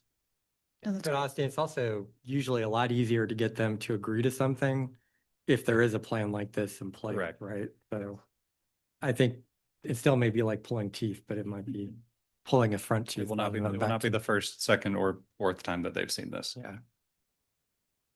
Councilmember Simmons. Thanks, Mayor. I'm in favor of adopting the plan. It's really good. Thank you for putting this together. And I know I've attended a lot of the CID meetings, and Stacy Keys there from GDOT, that's heard a lot of it. CID, I know, is on board, and they always were saying, just let's get the low hanging fruit because it's an easy win. Was the plan for what we're doing. But no, I think it's great, and I think CID. I think they said they would help with some of the funding too on this. I think they set some aside. I can't remember exactly, but I'm pretty sure they did. So that will help out a lot with the grants and the match and all that stuff. So thank you for putting this together. I think it's a it's a great plan and definitely needs to happen. And appreciate all your hard work on this. Thank you. Thank you. Councilmember Evans? Thanks, Mayor. Yep, in favor of adopting this. One question on over time, if we need to add an action plan, we can easily do that? Or I mean, something comes up along the lines, they say we want to add that to the safety. Make a modification. we would have to, yeah, it would not be a part of this contract, but yes, we would be able to amend the plan in the future. Okay, The only caveat would be we'd have to make sure that whatever the final document was still complied with FHWA's rules for a safety action plan. So I know the gas lines were updated, what was that, maybe just over a year ago when they were doing that work? Is that, I'm sure it's finalized, but is there anything else in the pipeline that we know of that's coming up soon? not all the way up to Doraville, but All right, thank you. All right, Councilmember Ray. Yeah, thank you. This is great. So yeah, first, I'm definitely in favor of adopting it. I think if I counted right, 9 out of the 33 are just policy updates and things that we could probably jump on pretty quickly. So 27% of the plan seems, from a short-term standpoint, something that's easy to jump on top of. Outside of that, when it comes to maintaining, updating sidewalks and stuff, so I know GDOT owns Beaufort Highway. Are we responsible for the sidewalks? so one of the there is a lot of policy and like ordinance stuff in here, and some of that is for our partner cities. Some of the stuff in there are things we've already done, like requiring that curb cuts be consolidated and things like that. But yeah, no, some of the stuff is policy, so things like maintenance agreements. I mean, the road is not ours, and so hypothetically, none of the road maintenance is our responsibility, but I think we've all seen that that's not necessarily going to happen. So part of this is formalizing what does it look like for, even though we don't own the road, we still feel that the road needs to be maintained because our residents and our visitors are walking on the road. So ultimately, that's one of the questions that we'll need to answer out of this is whose responsibility is what with GDOT. So. Okay. On that note, if it is determined that we are going to be responsible for sidewalk maintenance and stuff, I know we've begun sort of 2026 budgetary discussions.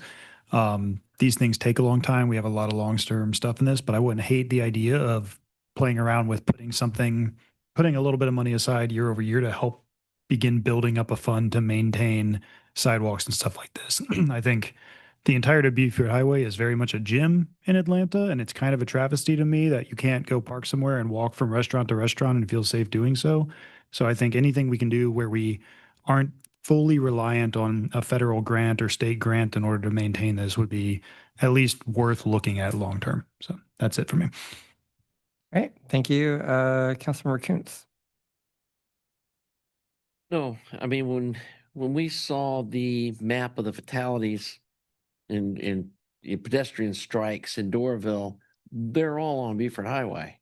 And the thought that we don't need to have some kind of safety plan, there's anywhere there needs to be a safety plan, it's the Beaufort Highway. And we just proved when we had the recent DeKalb County grant to build the sidewalk along the PIB access road, the only reason that got approved was because we already had a plan. We had the engineering drawings and everything ready to go. And there was like extra money, and it was like, well, here's our plan. And that is the only reason we got that money. And if you don't have a plan, you're not going to get any grant money. I mean, it's been proved over and over. And so I totally approve for this. Thank you, Councilmember Henshaw. Yeah, I'll second that. If you don't have those plans in place, the money just never appears. Yeah, I'm in favor of adopting this, and I look forward to our future discussions about better solutions than what this is, because GDOT is not lifting their weight, and it'd be good to get them to do that. All right. Sorry, GDOT, if you're listening, but you're not. What? You have one more? Okay, go ahead. So I forgot to add, I know there's this Beaufort Highway, so we connect a bunch of the other cities. They're all in line with this too, correct? Or because it all sort of has to connect. Our plan connect with Brookhaven, Chamblee, Norcross, Peachtree Corners.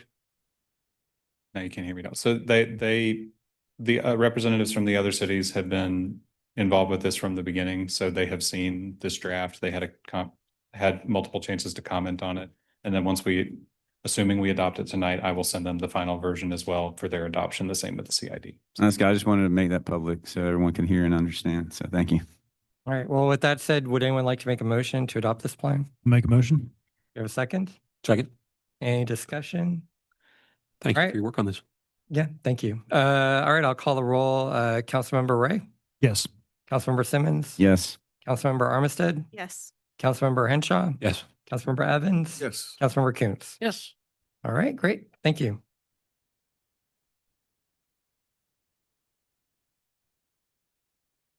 All right, I think Cecil is next.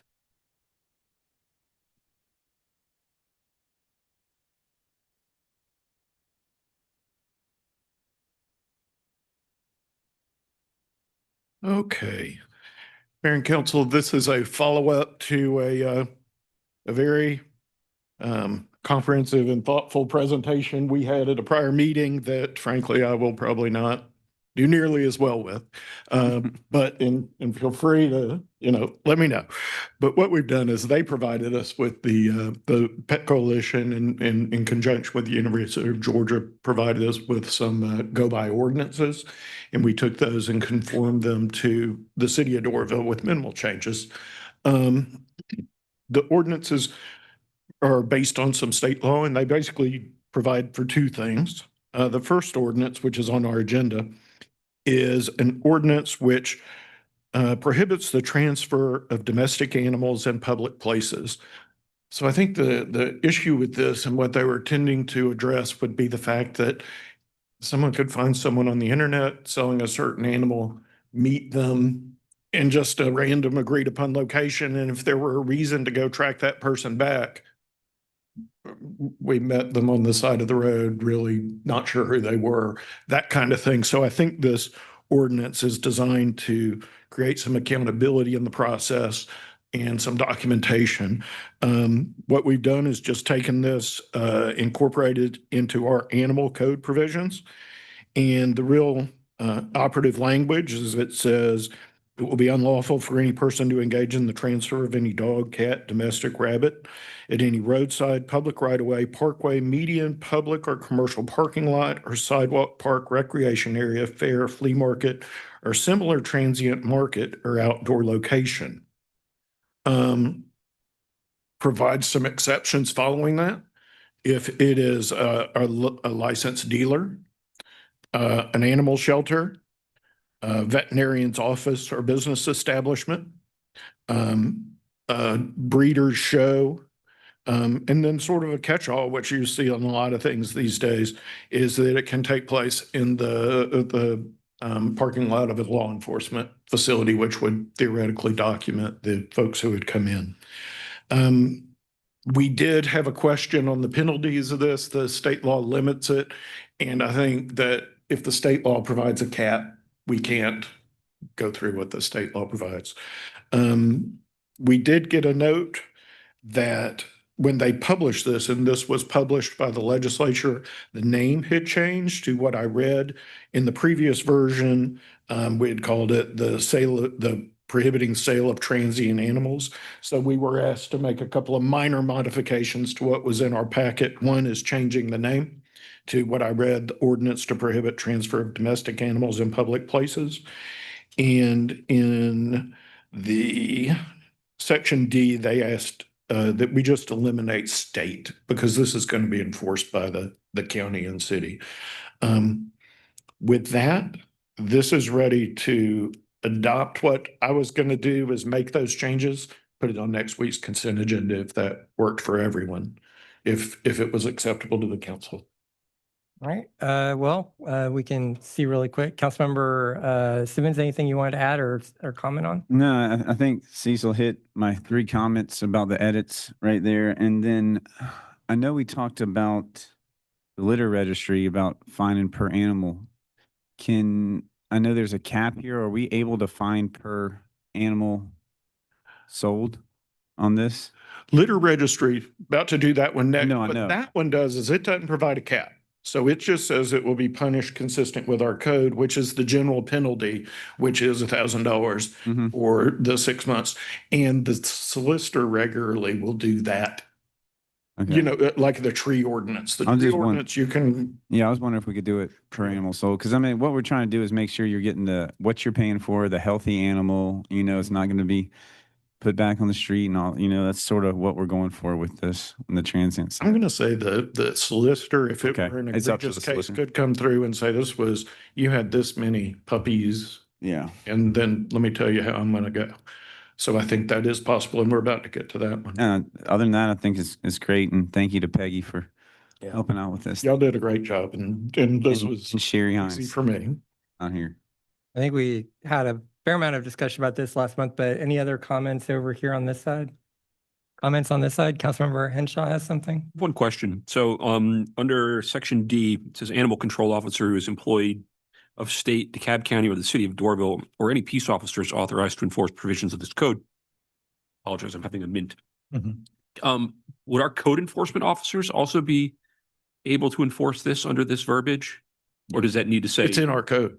Our state, our code enforcement officers could absolutely do. Okay, because it just says the city of Doraville or peace officer is authorized. Our code enforcement officers have authority to do. Okay, I just want to make sure that they had that option. Yeah. That was it. Other than that, great. Thanks. What they're trying to do there, I think, is expand it broader. So, because this is something I'm sure that flies under the radar everywhere. So they're sort of giving broad authority. If you run into this, you have the option to bring it into Doraville court. Okay. This is gonna, if we make, this is gonna count as the first read, we'll do the second read. This is first read, and if everybody agrees, put it on consent.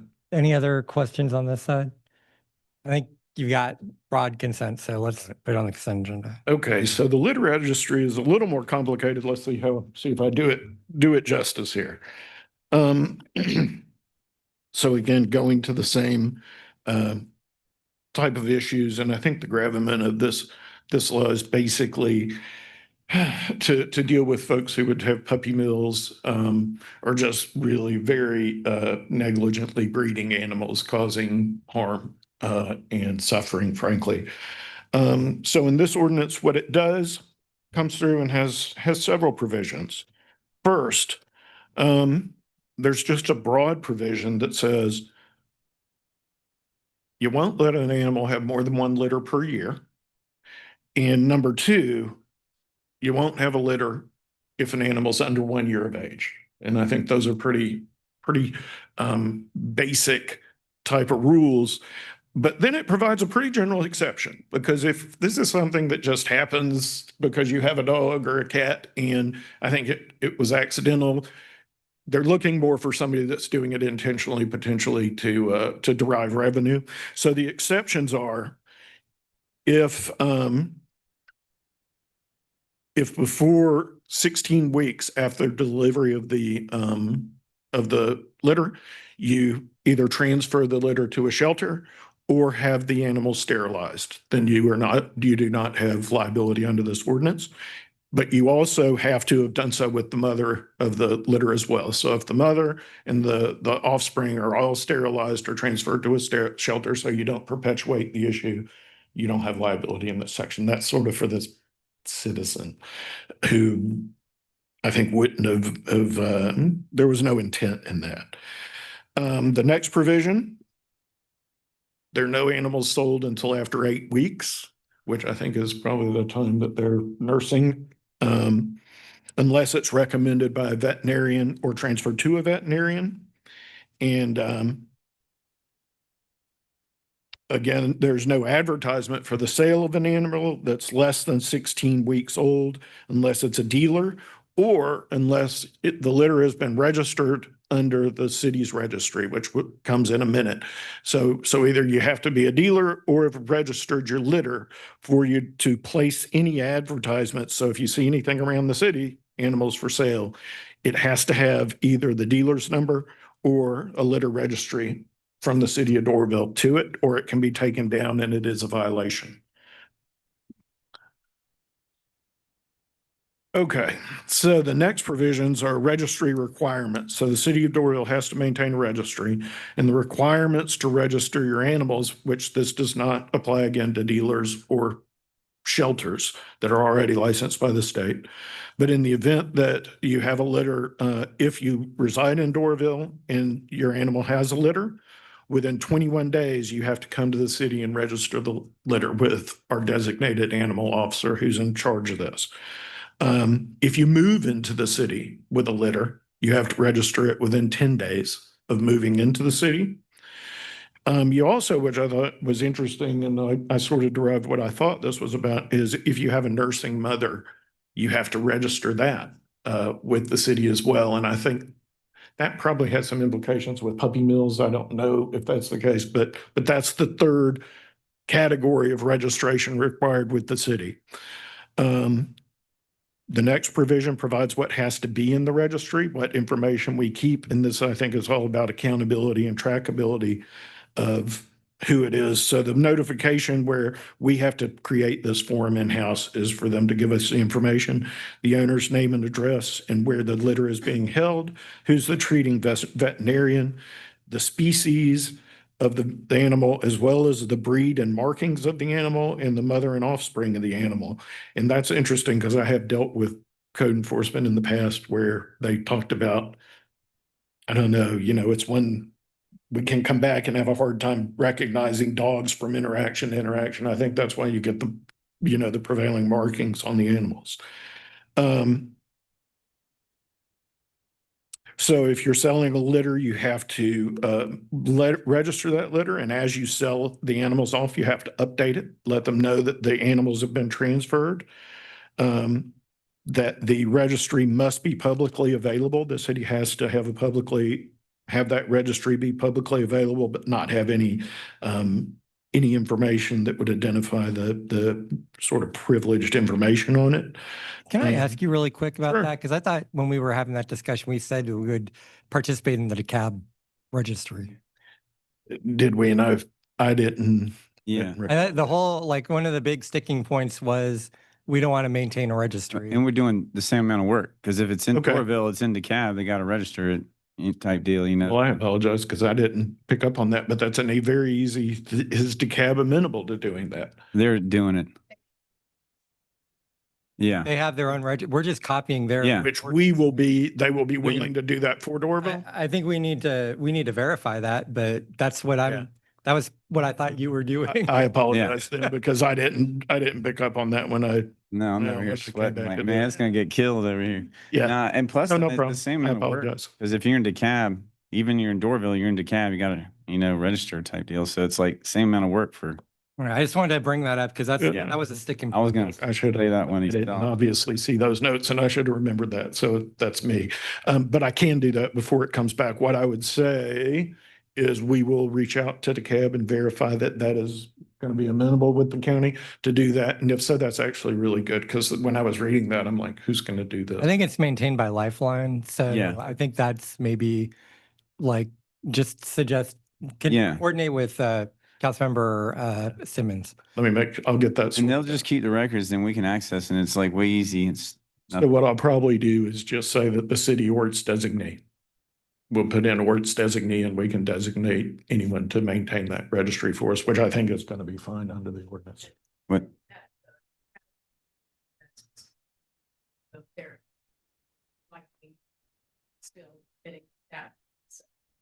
yeah. Okay. Right. And we, All right, I didn't want to No. interrupt you, but I also thought that was I important. was on a roll and y'all all remember this except me. I'm the Basketball only one. pins going over here.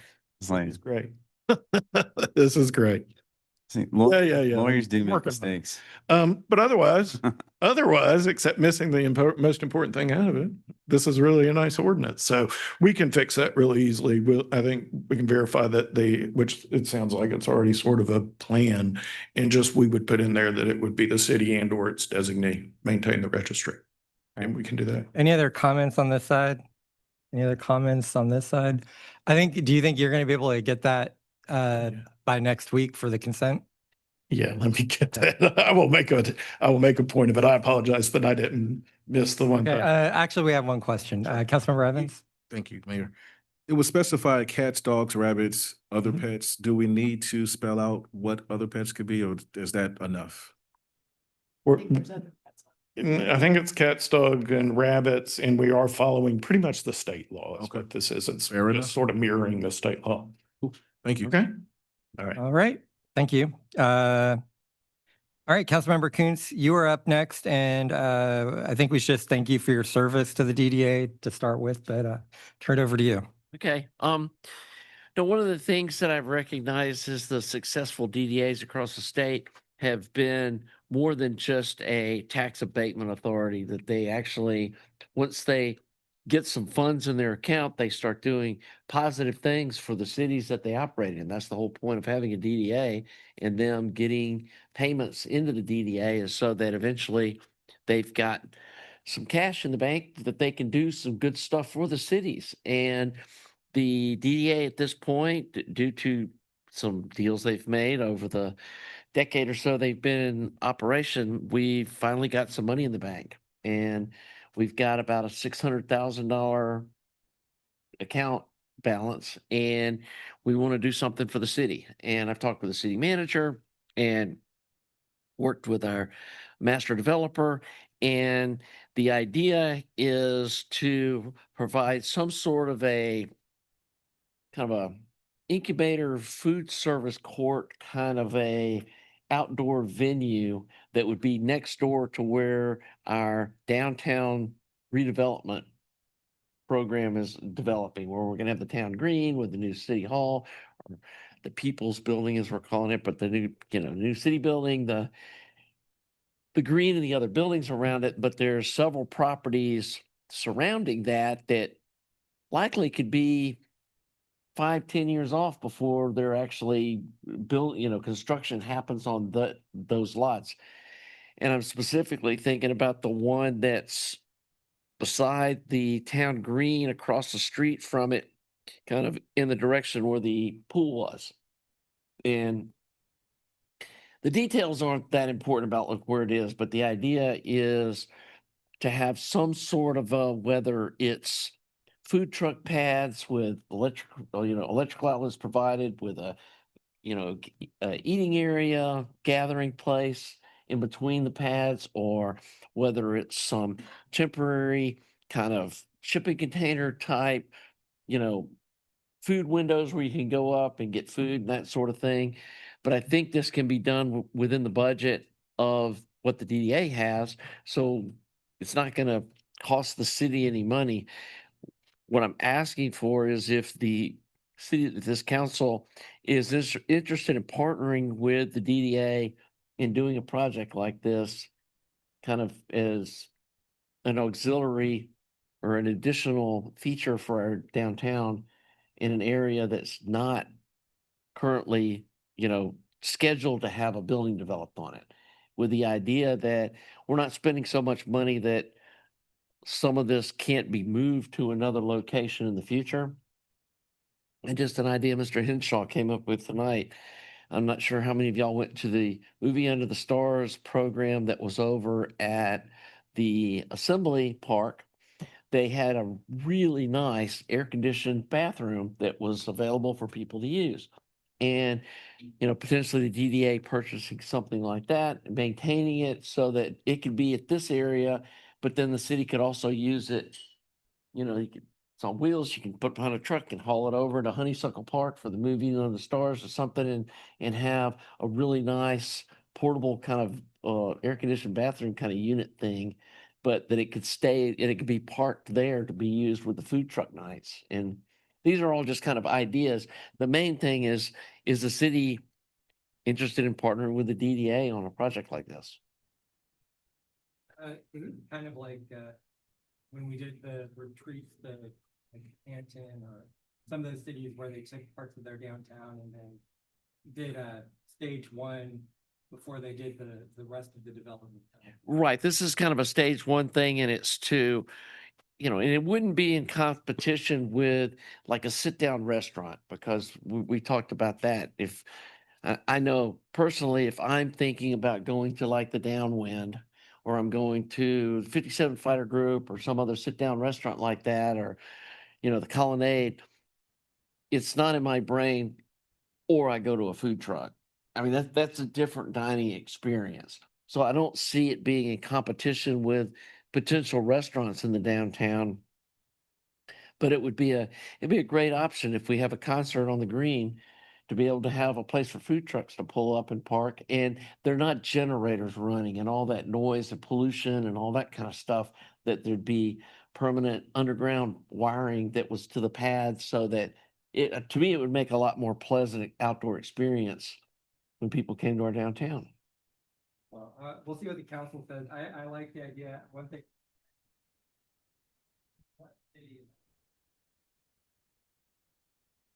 Yeah.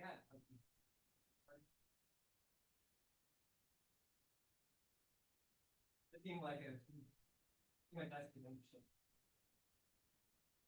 Sort of, more vibrant. It was more than just food trucks. It was like, Right. they had beer and wine and different. Right, because this is going to be, we talked to Mr. Evans was talking about, we're going to be working on making that a entertainment district with, open container area where they could sell beer and wine or whatever along with food. And the idea would be that, there wouldn't just be trucks, there would be like, a pervious surface kind of area that had picnic tables with umbrellas and, the little Christmas lights overhead, kind of, the atmosphere where it felt more like a kind of a carnival thing, to bring people to our downtown, to have a reason to come there, maybe before some of these other buildings and stuff can even get built. So. All right, well, let's do. Thanks, Mayor. Well, I'm in favor of it, but I just want to make sure I'm understanding correctly, because there's a place off Howe Mill. If you ever go 75 right off Howe Mill, they did the same type concept. You're thinking food trucks can pull in. There's a little open area. I think it's gravel, and food trucks are surrounding there. You can go at lunch because it's really busy over there. A lot of offices. Go eat, sit down, relax. It's right off 75, and I'm pretty sure that's what you're talking about. Something like that, similar, right? Yeah. Okay. So what you're asking is for us to help partner with the funds to build.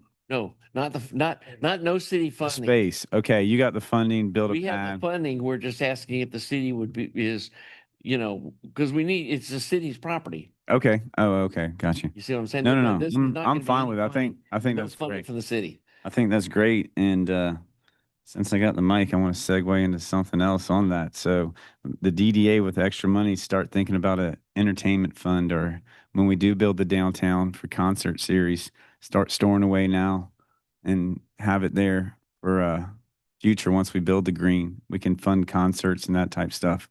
So I just wanted to throw that in there while we're talking about funding. And the idea of this was not to do something extravagant that would spend all of that money, because we realize this is a short-term Yeah. thing, that this is, Want some string lights and some benches and yeah. pouring some concrete pads and running some underground power. They don't need water or sewer. We already talked to the food truck people. And so it's going to be pretty simple to set up. And it may not even, it might be 200 grand. I don't know. It's not going to be a whole lot of money. What? Like a consultant?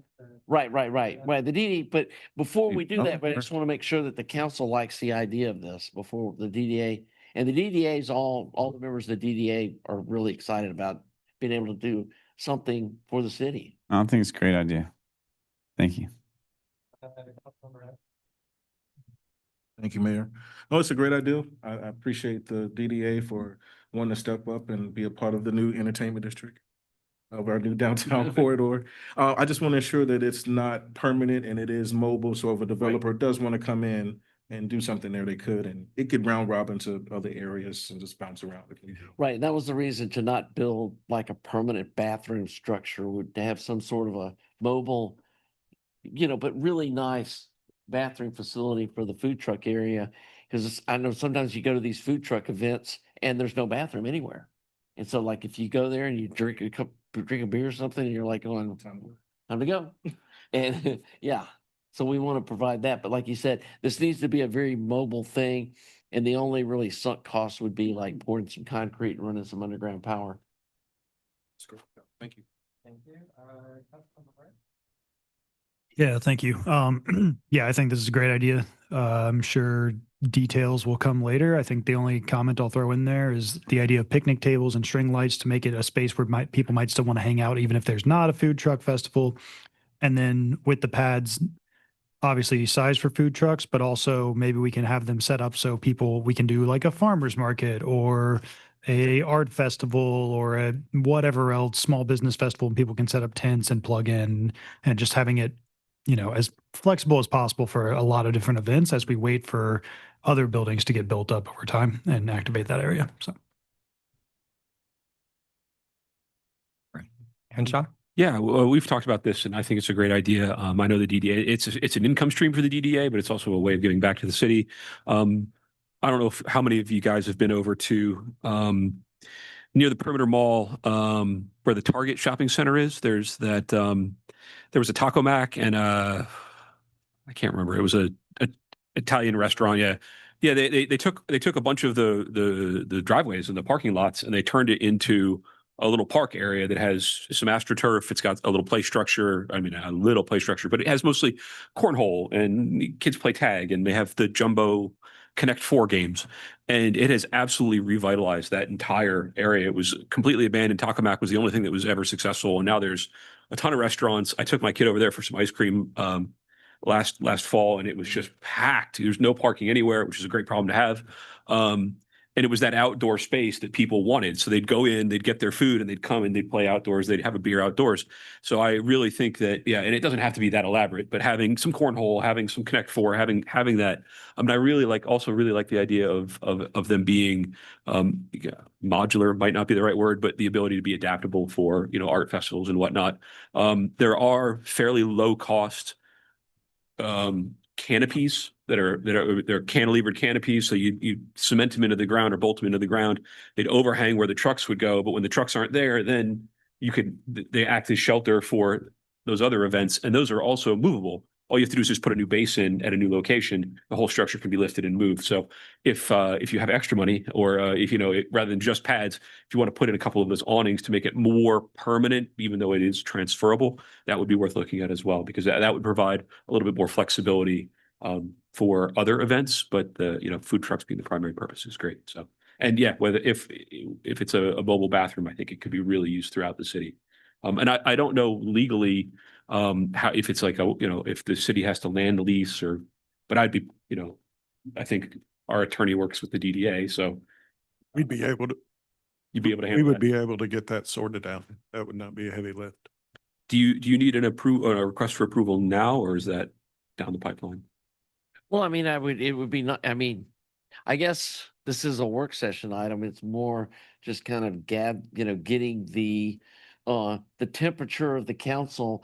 I mean, I don't have anything specific that I could even have you vote on or make a motion on. What do you think, Mayor? I mean, how much? Yeah, I from what I hear, you've got the general approval. I think now the devil is sort of in the details. Yes. So it's like, okay, well, first we have to get some of those buildings down and then see what, where it can go. Yeah, they have to get the grading done and all that stuff. And I've talked with, the master developer, Gary Sobel. He loves this idea. And the architect that we hired to do our building design, they've done projects like this, in several cities across the country. So they know how to make this happen. And so, but again, all of that planning and stuff would be the DDA funding. And so if I've got you guys we like this idea, then we can have them come present, maybe kind of like the pool guy did. Here's a couple of different things we could do, and with kind of a general concepts, get that, then at that point, get that approved, so then that we can spend the money to get that designed, and then we can move forward, because you don't have to vote on the funding because we're paying for it. Yeah, I think they'll just have to vote on the lease, right? So Right. Sorry, Councilmember. If I'm the only one who hates it. No, I think it's a great idea. I think everything is going to be so in flux in that new area for probably a few years, right? But while we get everything situated. So it's great to have a way to activate that space and bring people there even before it's completed. All right. So It's about downtown development, and we're the authority, right? So. Well, I think you've got the authority to go back to the DDA and y'all start coming up with some pre-planning. So, all All right. Would you all like to take just a minute to take a break and then we'll come back? We'll be back in a minute.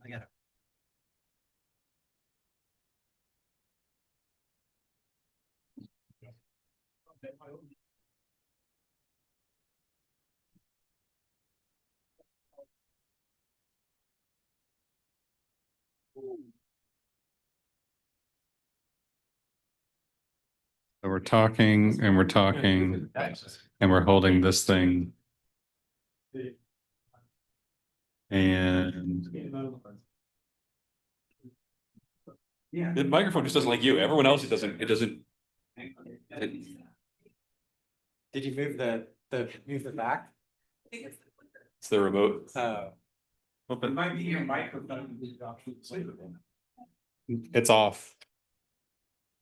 Oh, it's on. Yeah. Here, give me give it The clicker's off. right now. Yeah, no, it's still going. So it's not that. glasses. It's just like. Am I a tuning fork? Like, Yes. what is- Thank you.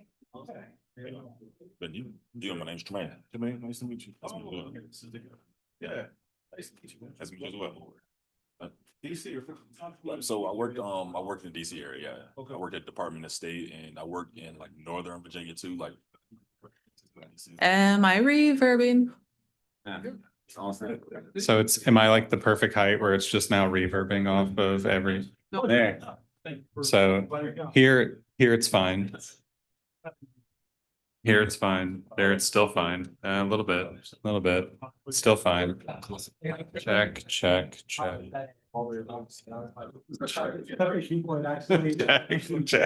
Okay, so it might just be that I am. Yep, there it is now. It's still. Be the tone.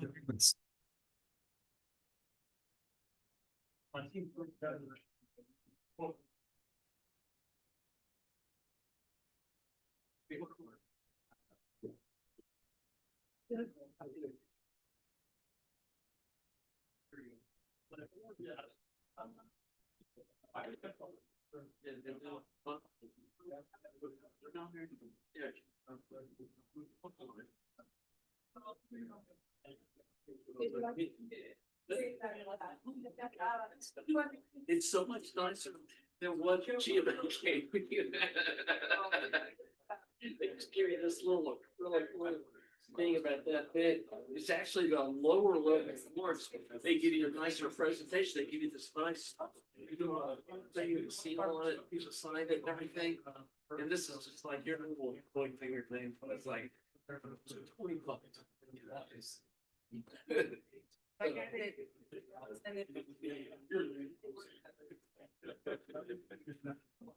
I love it. No, it's that will get put in the house. The other one's kind of like, I still got. Yeah. Thanks a lot.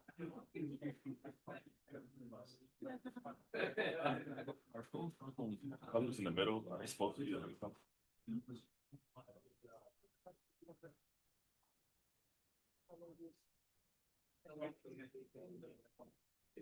In the black.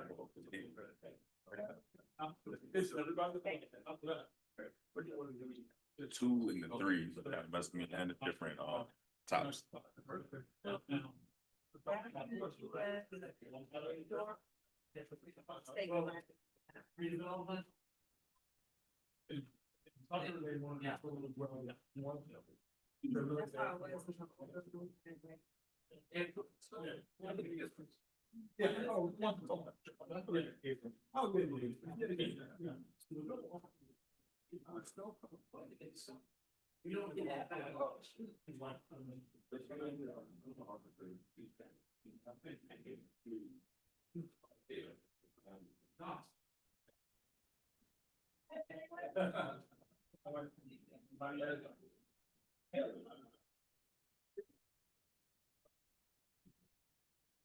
Instead of photo bomb in the picture, I'll stand down here.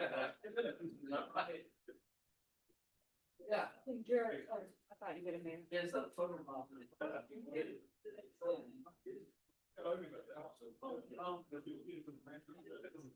When you read right like this. Yeah. Possible, positive. Although in this instance,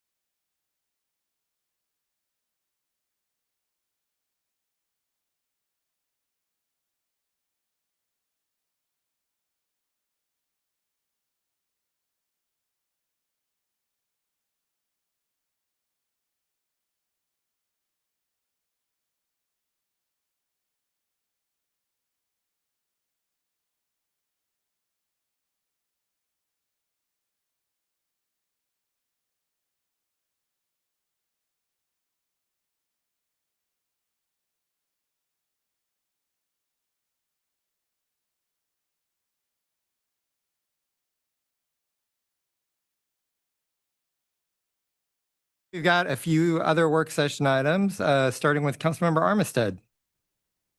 Yeah, so it's sort of accidentally fire day today. I wanted to talk about open burning. There are state laws about open burning in Georgia. It's never allowed to burn garbage in Georgia. From May to September, you're not allowed to burn anything, including yard waste in your yard. But we don't have any local ordinances regarding open burning. And we've gotten some complaints from residents who say, my neighbors are burning garbage. I'm not sure who to call. Do I call the fire department? Do I call the local police? I think there's been some confusion also from the police side of things on who is in charge of enforcing local burn laws. So I talked with the city manager and with Chief Atkinson, and they agreed that something like, kind of like with Councilmember Simmons's transient animal sales, there are state laws in place. Obviously, we follow the state laws, but putting a local ordinance in place in addition to those state laws would just give us broader authority for our local police to write citations for open burning. There's been some concern that this might increase now that people don't have that de facto second garbage can, the recycle bin. There's more garbage that people need to get rid of. So I just wanted your approval to work with staff on a burden ordinance similar to what I attached from Brookhaven, who's one of the only cities around that really has something locally. But I thought theirs was good. All right. Councilmember Simmons, any comments? No, I'm in favor of it. And you said from May to September? Is that sort of a standard time frame? And That's for burning anything in Yeah. the state of Georgia, but I would say we don't want anybody to burn garbage ever. Right. Yeah. Okay, no, I'm in favor of it. Thank you for bringing this. Councilmember Ray? Yeah, I like this a lot. Only clarifying question I had is there's a part of the Brookhaven one that mentions warming fires in a 55-gallon barrel or less. Would that section also encompass like stone fire pits? Because it calls out commercially purchased fire pits, but not like constructed ones from, Mason. That's a good question. I think the wording, at least the wording from the state laws really tries to exempt like homeowner fire pits from this ordinance. So we'd have to look at that and make sure that it was something that would be allowed. But Okay. I just want to make sure that we're not, if somebody wants to have a fire pit, we're not forcing them to buy a metal barrel to put in their backyard versus some stone. But yeah, that's it. Thank you. All right. Councilmember Kuntz? No, and I agree. It should be 12 months of the year. I don't see any reason for anybody to be burning anything any time of the year in Dorville. Maybe out in the country is a different story. We're not in the country. All right. Councilmember Evans? Great idea. Couple of questions, and I know we're not there yet, but it's something to think about. If prohibited in certain times of the year, are we talking about warnings, first offenses, fines, what the fine looks like, et cetera? I have not gotten that far, and I would probably like to talk to the chief about that and Cecil, but yeah, that's a good question, is what, what does the Yeah. enforcement structure look like? And I know, thank God we have leaf trucks, but some people like to burn leaves. I don't know if that's something you specifically want to address as well. I think that'd be prohibited. I mean, that's up to you guys, but I was focusing more on the garbage and, tires and rubbish is what they called in the state law. But if we want to ban leaf burning year round, then I'd be okay with that too. I'm not pushing that, but Okay. Councilmember Henshaw?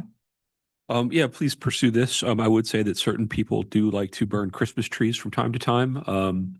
It's a great way to dispose of them for the party. Other than that, yard waste probably should be bagged and sent away or mulched and put back into your property. But yeah, however you need to pursue this. Yeah, and I make sure it doesn't exclude outdoor fire pits and just general outdoor. I don't want somebody to get a $500 ticket for roasting a marshmallow. So. That was Councilmember Coons. No, given the air quality in Doraville, I do not want people burning leaves either. I just don't think any kind of, because the particulate, emissions from just outdoor burning big piles of leaves is huge. I mean, it's nasty, and we don't need to be adding to the air pollution. So that's my comment. All right. Councilmember Ray? I just want to second that too. I've had a neighbor start burning leaves and it pretty much makes it impossible to be outside for the next couple hours as they do it. So I think it's worth at least looking into and seeing if other cities have had anything like that where they enforce something. I mean, I'll third it.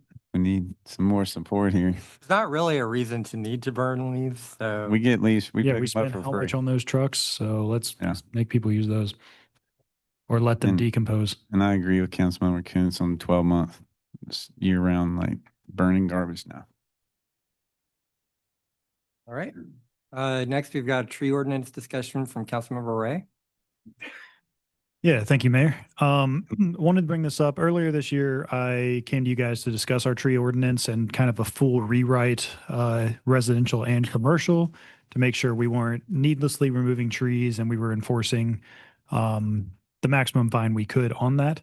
Austin and the staff looked into that, and a full code rewrite around that was going to be cost prohibitive for this year, given our budget. But in the near term, I wanted to come back to you all and see about rewriting the residential tree ordinance, which is something Austin feels they can do in-house. I've talked to a few of you. The general issue with it is that at the moment, it allows a certain number of tree removal just by right, whether or not they're healthy. It also lets homeowners kind of, I don't want to say skip Austin, but effectively skip the permitting process. So I want to have staff look at it and make some recommendations, but look at tightening that up, maybe having homeowners actually go through the permitting process, perhaps removing just the ability to remove healthy trees by right, and unless there's a clear and present danger that they can work through in the language. And then lastly, not to steal Councilmember Simmons' thunder, but I think we should include or require a tree survey from every homeowner who wants to remove that. It's not a super expensive hurdle to get over. It's something that we could probably allow to persist over the next however many years, 3 or 5 years, whatever timeline we want. But once they get that done, then you know, and we have a record of what trees are on the property. I've seen a lot of healthy trees coming down recently, both legally and illegally. And one of the issues that I saw from some of the permits is it was effectively just a square box that somebody drew of their house, and then they just drew circles where they think the trees are and said the diameter of it. And we just kind of were like, okay, yeah, well, by right, you can do that. So basically, I'm asking if you all would be okay with that. And if so, would you like to throw in any comments for Austin and staff to consider along those lines? Sorry. Sure. And I guess I'll also just say that I think council, like previously, had said they were okay with redraft, like looking at the full redraft. I think the only reason that didn't happen is because there was some sticker shock at the cost to hire a consultant. So I'd also expect all those things to still be true. It's really just like the difference here, just to clarify, is that this would be something that you're working on directly with Doraville city staff, not bringing a consultant in for. Correct. And it would only focus on a portion, the residential portion of the code. And I have been working with Warren and the budgetary committee to at least try to get some funding for a full code rewrite on it for next fiscal year. But in the near term, as a lot, I mean, I saw had to be a 50 or 60-year-old oak tree coming down that was perfectly healthy. And so I just want to kind of at least curb that in the meantime while we wait to get to the sort of next budget cycle. Okay. Councilman Crenshaw? I just wanted to add that while city planning is not getting a new vehicle, they are getting $25,000 theoretically for the tree ordinance rewrite. So that is, while the budget hasn't been approved, obviously that is in the budget. So just so you're aware that that is something that we kept in there for that cycle. And I will comment that I am wholly in favor of surveys. And if you need to remove a tree and you want to call it diseased, an arborist needs to come and certify that it's diseased or damaged. If you need to remove a tree that's causing structural damage to your foundation or your property, you need to have somebody who can come out and certify that. And I would actually like to stress that trees within the right of way need to be given preferential treatment for non-removal, as they really help protect the canopy over our roads. They help walkers, heat island indexing. They serve an even greater purpose than just a standard shade tree in a house. So those surveys need to not only show the actual meets and bounds of the property, but they need to show the right of way and where all of the trees on the property are located, because we allow up to a certain percentage of trees. We don't know how many trees on the property. How do we know we can allow that? So yeah, I think it needs a wholesale retackling. I don't know, staff wise, if Austin even has the staff has the time to do this ahead of the tree ordinance, or if knowing that we've allocated money for it, if they just want to schedule that so that they can hit the ground running from as soon as that budget's approved, they can go and move forward with that. So I just don't know what the time frame looks like. Maybe that's an Austin question. So the amendment that Councilmember Ray is talking about, can you guys hear me through this mic? Yeah. Okay. So the amendment that Councilmember Ray is talking about is not that extensive. It's really, there's just a phrase that allows you to remove up to, if your property has less than 10 trees. Sorry. If you have less than 10 trees or in excess of 25% of the canopy, if it has less than, anyway, so there's a phrase in here for a certain number or a threshold below which you do not have to comply with the rest of the tree ordinance, or requiring a tree survey, a tree protection plan, recompense, things like that. And that's really kind of how, to Councilmember Ray's point, where a lot of people are able to just remove the trees regardless of their health, or if they're posing any kind of imminent danger. So that's not a difficult ordinance. And then the time frame for rewriting the tree ordinance, I mean, it's a little outdated because I got it a couple months ago, but I want to say like 7 or 8 months. And so you feel like this is something you could tackle? In Yeah, the next couple of months? that's a pretty small amendment. The tricky part is just going to be like when it comes to enforcement, because people are going to have to do a lot more work now than they did before. So that usually falls to you guys first, unfortunately. So No, I'm okay with you moving forward with this item to see what we can do to protect our tree canopy. And just to add to Austin there, yeah, the goal is just to get past this thing where people can just kind of skirt the process to remove a certain number. That I still have all our comments from our first session of everything we do want to focus on, but given how long of a rewrite and the cost of it, I wanted to at least try to prevent healthy trees from coming down in the near term. So I do have a procedural question. So are you going to just come up with a very quick worded item that it comes back to us that we can approve, like on a consent agenda, assuming we can move forward? I think we probably are going to need to discuss it first. You think? And Okay. then we can, it's But going to be it'll come back It's going to be a first at big least once. change. Yeah. Okay. Thanks. Councilmember Simmons?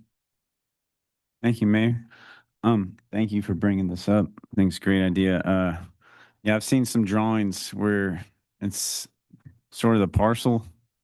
Guy drew circles on it, said this tree was damaged, this tree's leaning to my house, this tree is this, and they took out 10 trees. And I'm just like, this is ridiculous. So tree survey is a must, regardless. I think you need that because who's going to, and then back to that rule about 25%, you can cut down 25% of your coverage.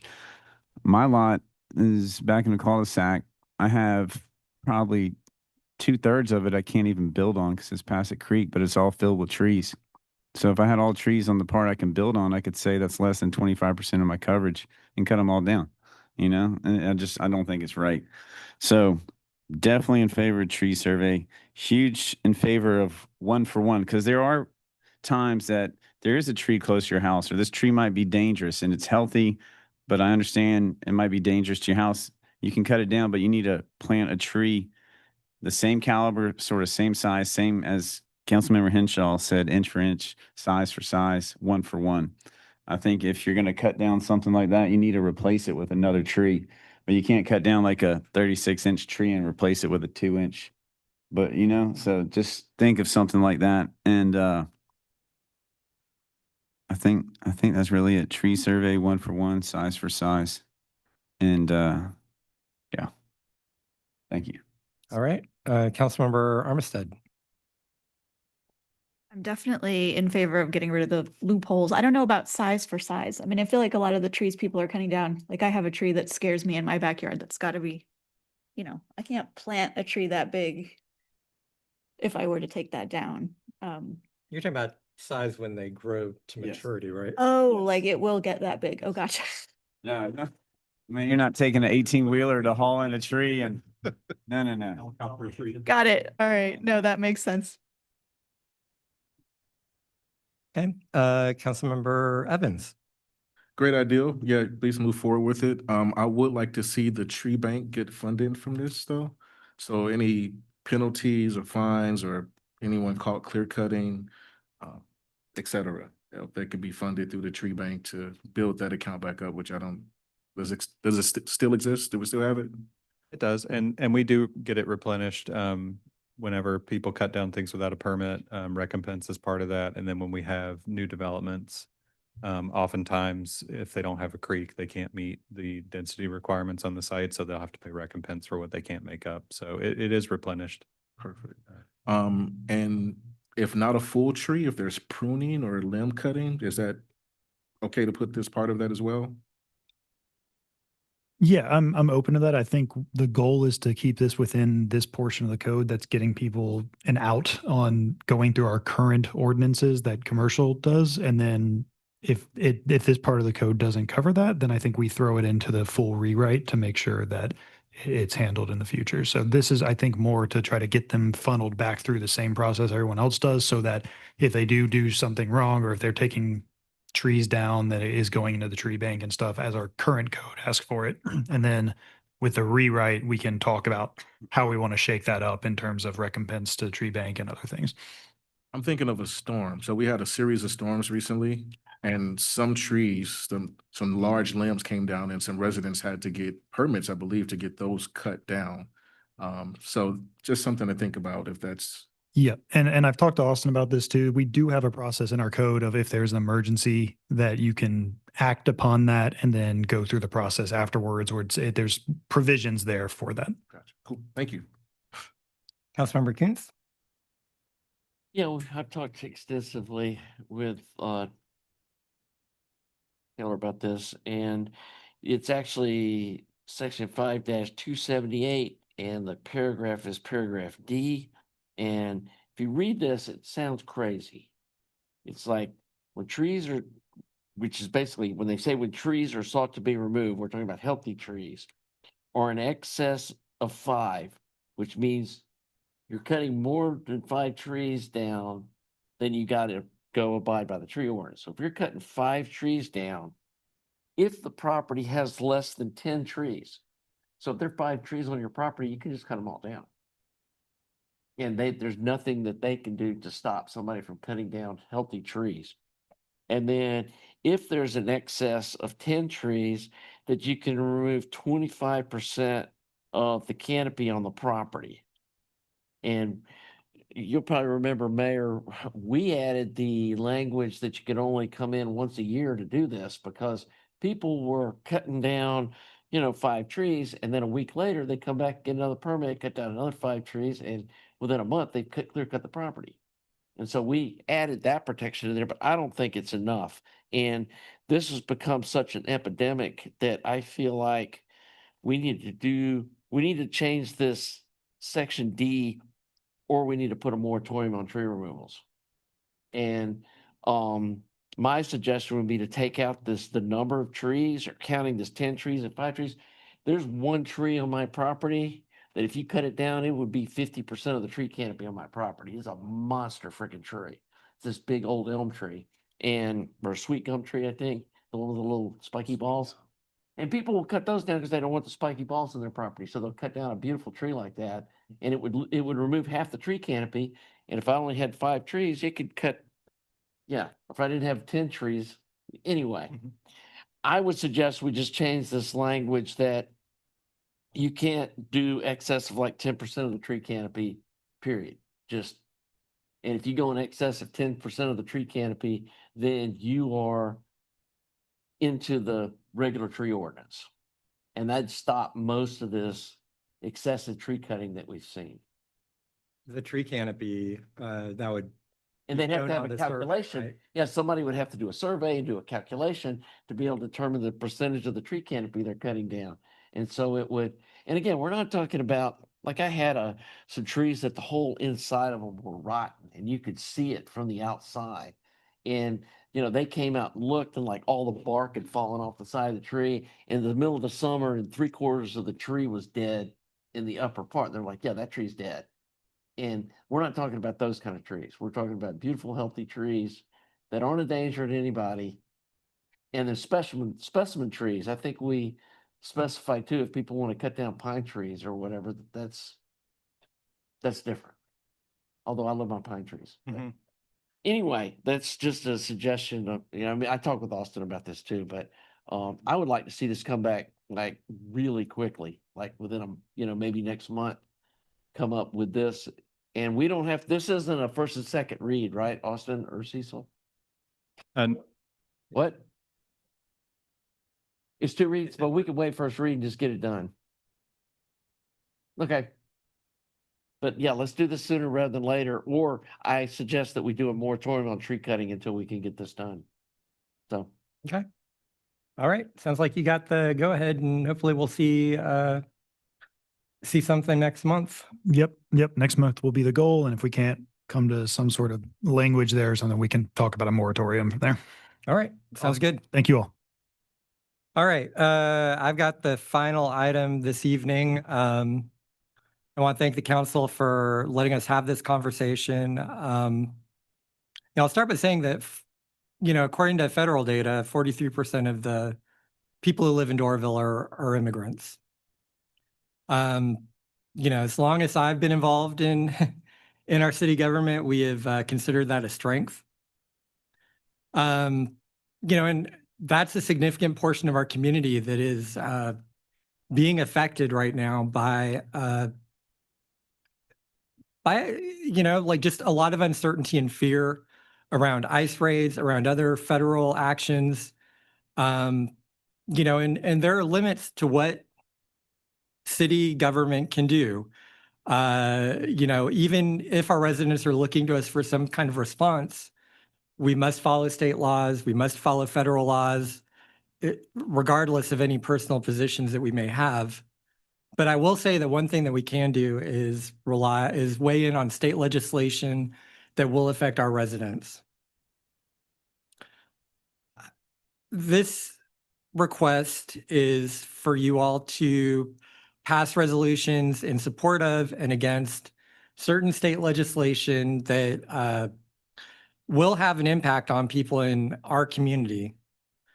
I think it is normal for the city council to take positions on state legislation that affects our residents.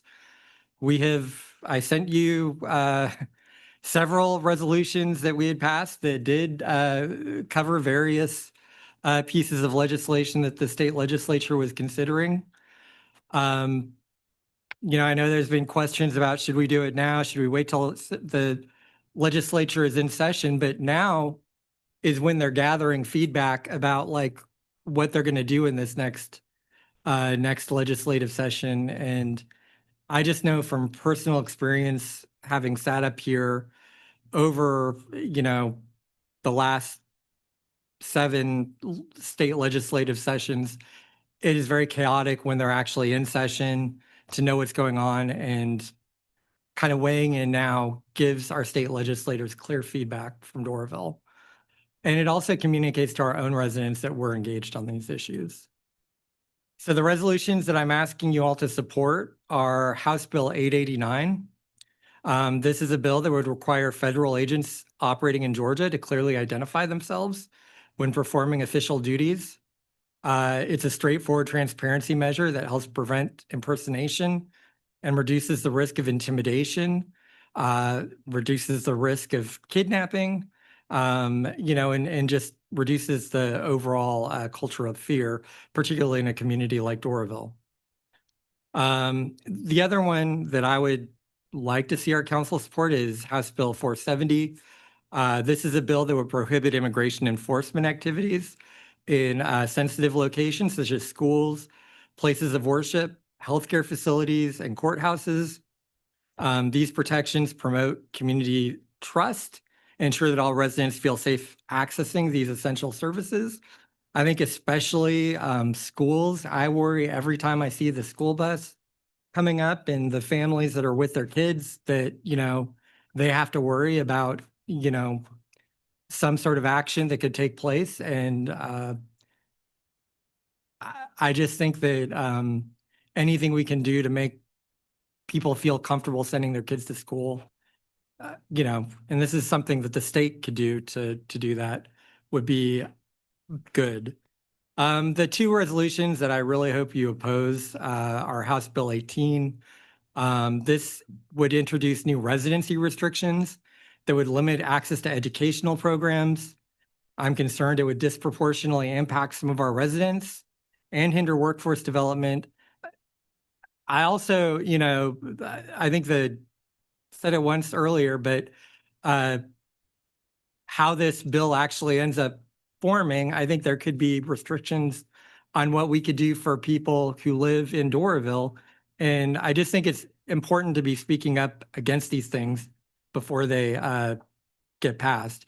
The other one, which I think we'll probably want to pass a resolution against one way or the other, is Senate Bill 21, which would remove sovereign and governmental immunity for local governments and their employees if the community is determined to not be following the law, opening the door to lawsuits that burden municipalities and erode local control.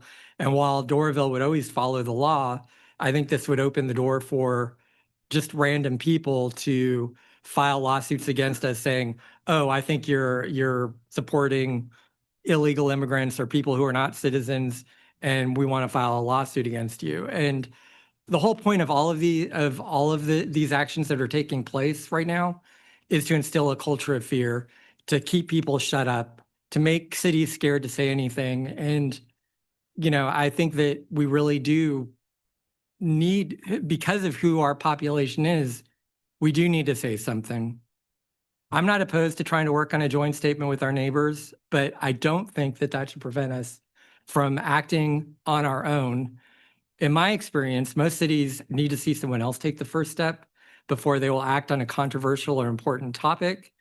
That's what happened when we passed our non-discrimination ordinance. Councilmember Kuntz dragged the city kicking and screaming to passing that. And then after we acted, local governments around the state followed suit. But no one was passing an ordinance for the 20 years between City of Atlanta's and ours until the city of Doraville took a stand. Our population is different from Brookhaven and Chamblee and any other city in the country. We are in a position to lead on this. I think passing these resolutions is a normal, appropriate step for a city to take when legislation will affect the people it represents. I don't think it will solve every problem. I don't think it will even change the political situation, but I do think it ensures that Doraville is part of the conversation that is shaping the future for nearly half of our population. So that's why I'm bringing this to you all. It's not to make problems for the city. It's not to It's not because, you know, I think that it's going to make some huge difference, but I also think that when you have limited tools at your capacity, and when you see people that are our neighbors living every day in fear, I feel helpless. And this is not something that will change their circumstances, but it will let them know that we stand with them. And so I hope that you all will strongly consider passing these resolutions. Start with Councilmember Armistead. Comments. Thank you, Mayor. I completely understand the sentiment behind wanting to bring these resolutions forward. I think that singling them out for a resolution at this point might not be in the best interest of the city, but I would definitely be interested in looking at upcoming legislation as a whole and putting out our views on a larger package of legislation, maybe in conjunction with talking with our state reps. Right. Councilmember Simmons. Thank you, Mayor. I agree with what Councilmember Armistead said. Just with the temperature of way everything is right now, I don't want to get out there with any statement that might potentially affect anything in Dorville. I mean, personally, you know how I feel on these issues is different than some here as an elected official, but I think we should definitely reach out to some reps and go talk to them. But making some statement out there right now with what we've seen, I don't know, it might be in our best interest yet. Councilmember Ray. Yeah, thank you. And thank you for sharing your thoughts on this, Mayor. I do believe that we as a city have a responsibility to weigh in on legislation that we think is going to affect our city and our residents. That being said, I'm strongly in favor of including these in a larger resolution of other House and Senate bills that are going to go before the State General Assembly. I think that would be a more efficient and more effective approach if we can weigh in on everything at once and make sure we're getting, just when we get the time to talk with our state representatives, we have all of our ducks in a row of everything we want them to cover. So I'd be in favor in including these in a larger kind of omnibus resolution, but I don't think I'd want to piecemeal resolutions over the next 4 or 5 months for that process. Thank you. Councilmember Kuntz. And I also appreciate the intent of the resolution, and despite of what my personal opinions may be in the present environment, I just see no positive outcome from taking this action, and therefore I have no interest in moving forward with this item. All right, Councilmember Evans. I want to thank you, Mayor, for bringing this proposal forward and for the commitment to keeping Dorville engaged in legislative matters that could definitely impact our community. And I value civic dialogue and respect the passion behind this resolution.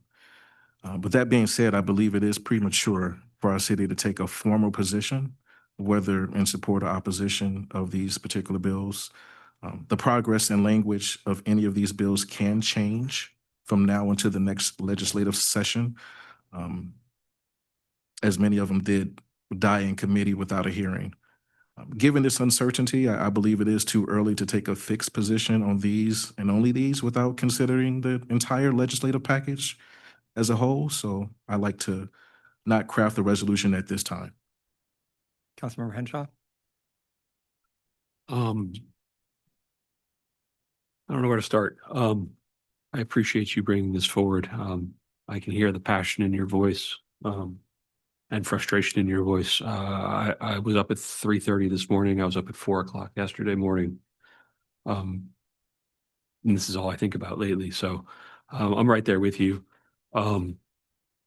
I would be in favor of crafting this resolution. I would like to try at least a 2-week window, a 1-month window, whatever we can to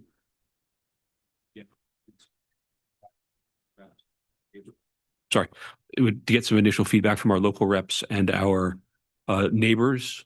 But I wouldn't hesitate to put something out in the near future. I wouldn't want to do it tomorrow, but I would like to get some fast feedback to see where other people stand. I feel like a group effort is more impactful. But that wouldn't preclude me from wanting to move forward with this as an individual, you know, as our own city. I like the idea of incorporating it into a larger bill cycle, but I also don't know that we need to wait until there's revisions. If we have the opportunity to put forward information and put forward opinions that could help shape those changes, rather than just to wait and see what those changes are, if we have an opportunity, we should take that opportunity. So for me, I obviously I think I'm outweighed here, but I would like to go to some of our neighboring councils, neighboring mayors, as well as our local reps, to get some very fast feedback to see how to move forward, how they would move forward with this, and to see if we can get any support from our neighbors. If we get support, we can adjust our decision. If we don't get the support, we can then make a decision. But I don't want to kick this can down the road any more than necessary. There's no convenient time to fight authoritarianism. And yeah, our city is undergoing a lot of growth and a lot of changes. And yes, it would be very difficult to move forward with that should funding be pulled out from underneath us. But there's a lot of ifs and a lot of maybes in that statement. And our city's always worked really hard to comply with all of the required laws, and we would continue to do so. I don't want to shout fire because there's no fire yet, but so yeah, I don't know that tomorrow is the right time for this resolution, but I would say sooner rather than later. And I know that's nebulous, and I apologize for not giving you a hard date on that, but I would be very happy to reach out to our neighboring cities or to see where that goes, and then come back at our next work session and make a final determination on this. All right, council comments, Councilmember Coons. I really don't have anything tonight. Thank you, Mayor. All right, Councilmember Evans. Just want to keep in the officer that was slain at Emory University, the family in our prayers, and everyone that was involved in that. It's just not a safe time in the country in some areas, and I'm sorry that happened. And I think the entire county is making statements on that. Glad to have the CAB Fire here tonight. Thank you again for being here. And thank you to our staff for staying as well. Thank you. Councilmember Henshaw.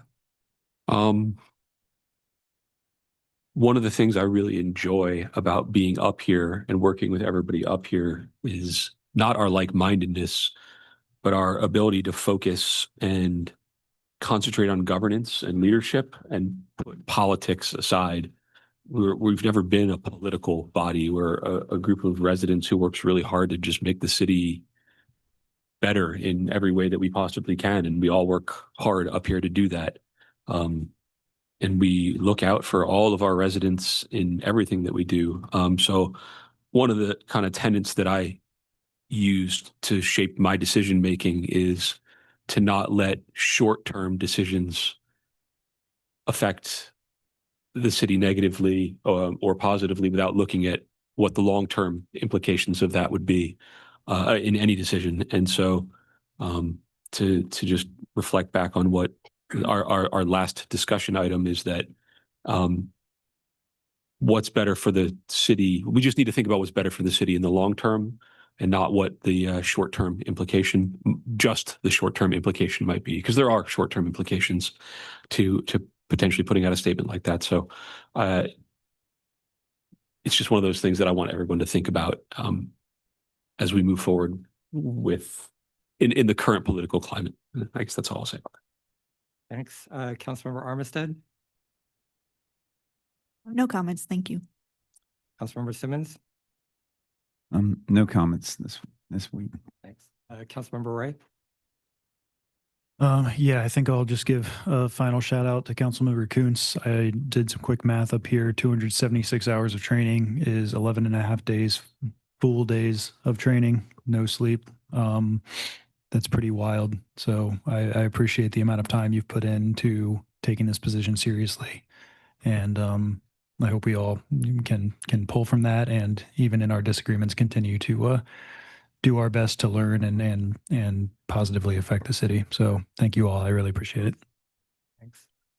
And, I guess my comments are to, just to our residents, I don't blame the council for not moving forward with the resolution, but I do think that they're taking this position because of the fact that there is a culture of fear that's being perpetuated by the current administration that really has tried to make examples of different cities, different communities, if they don't 100% toe the line.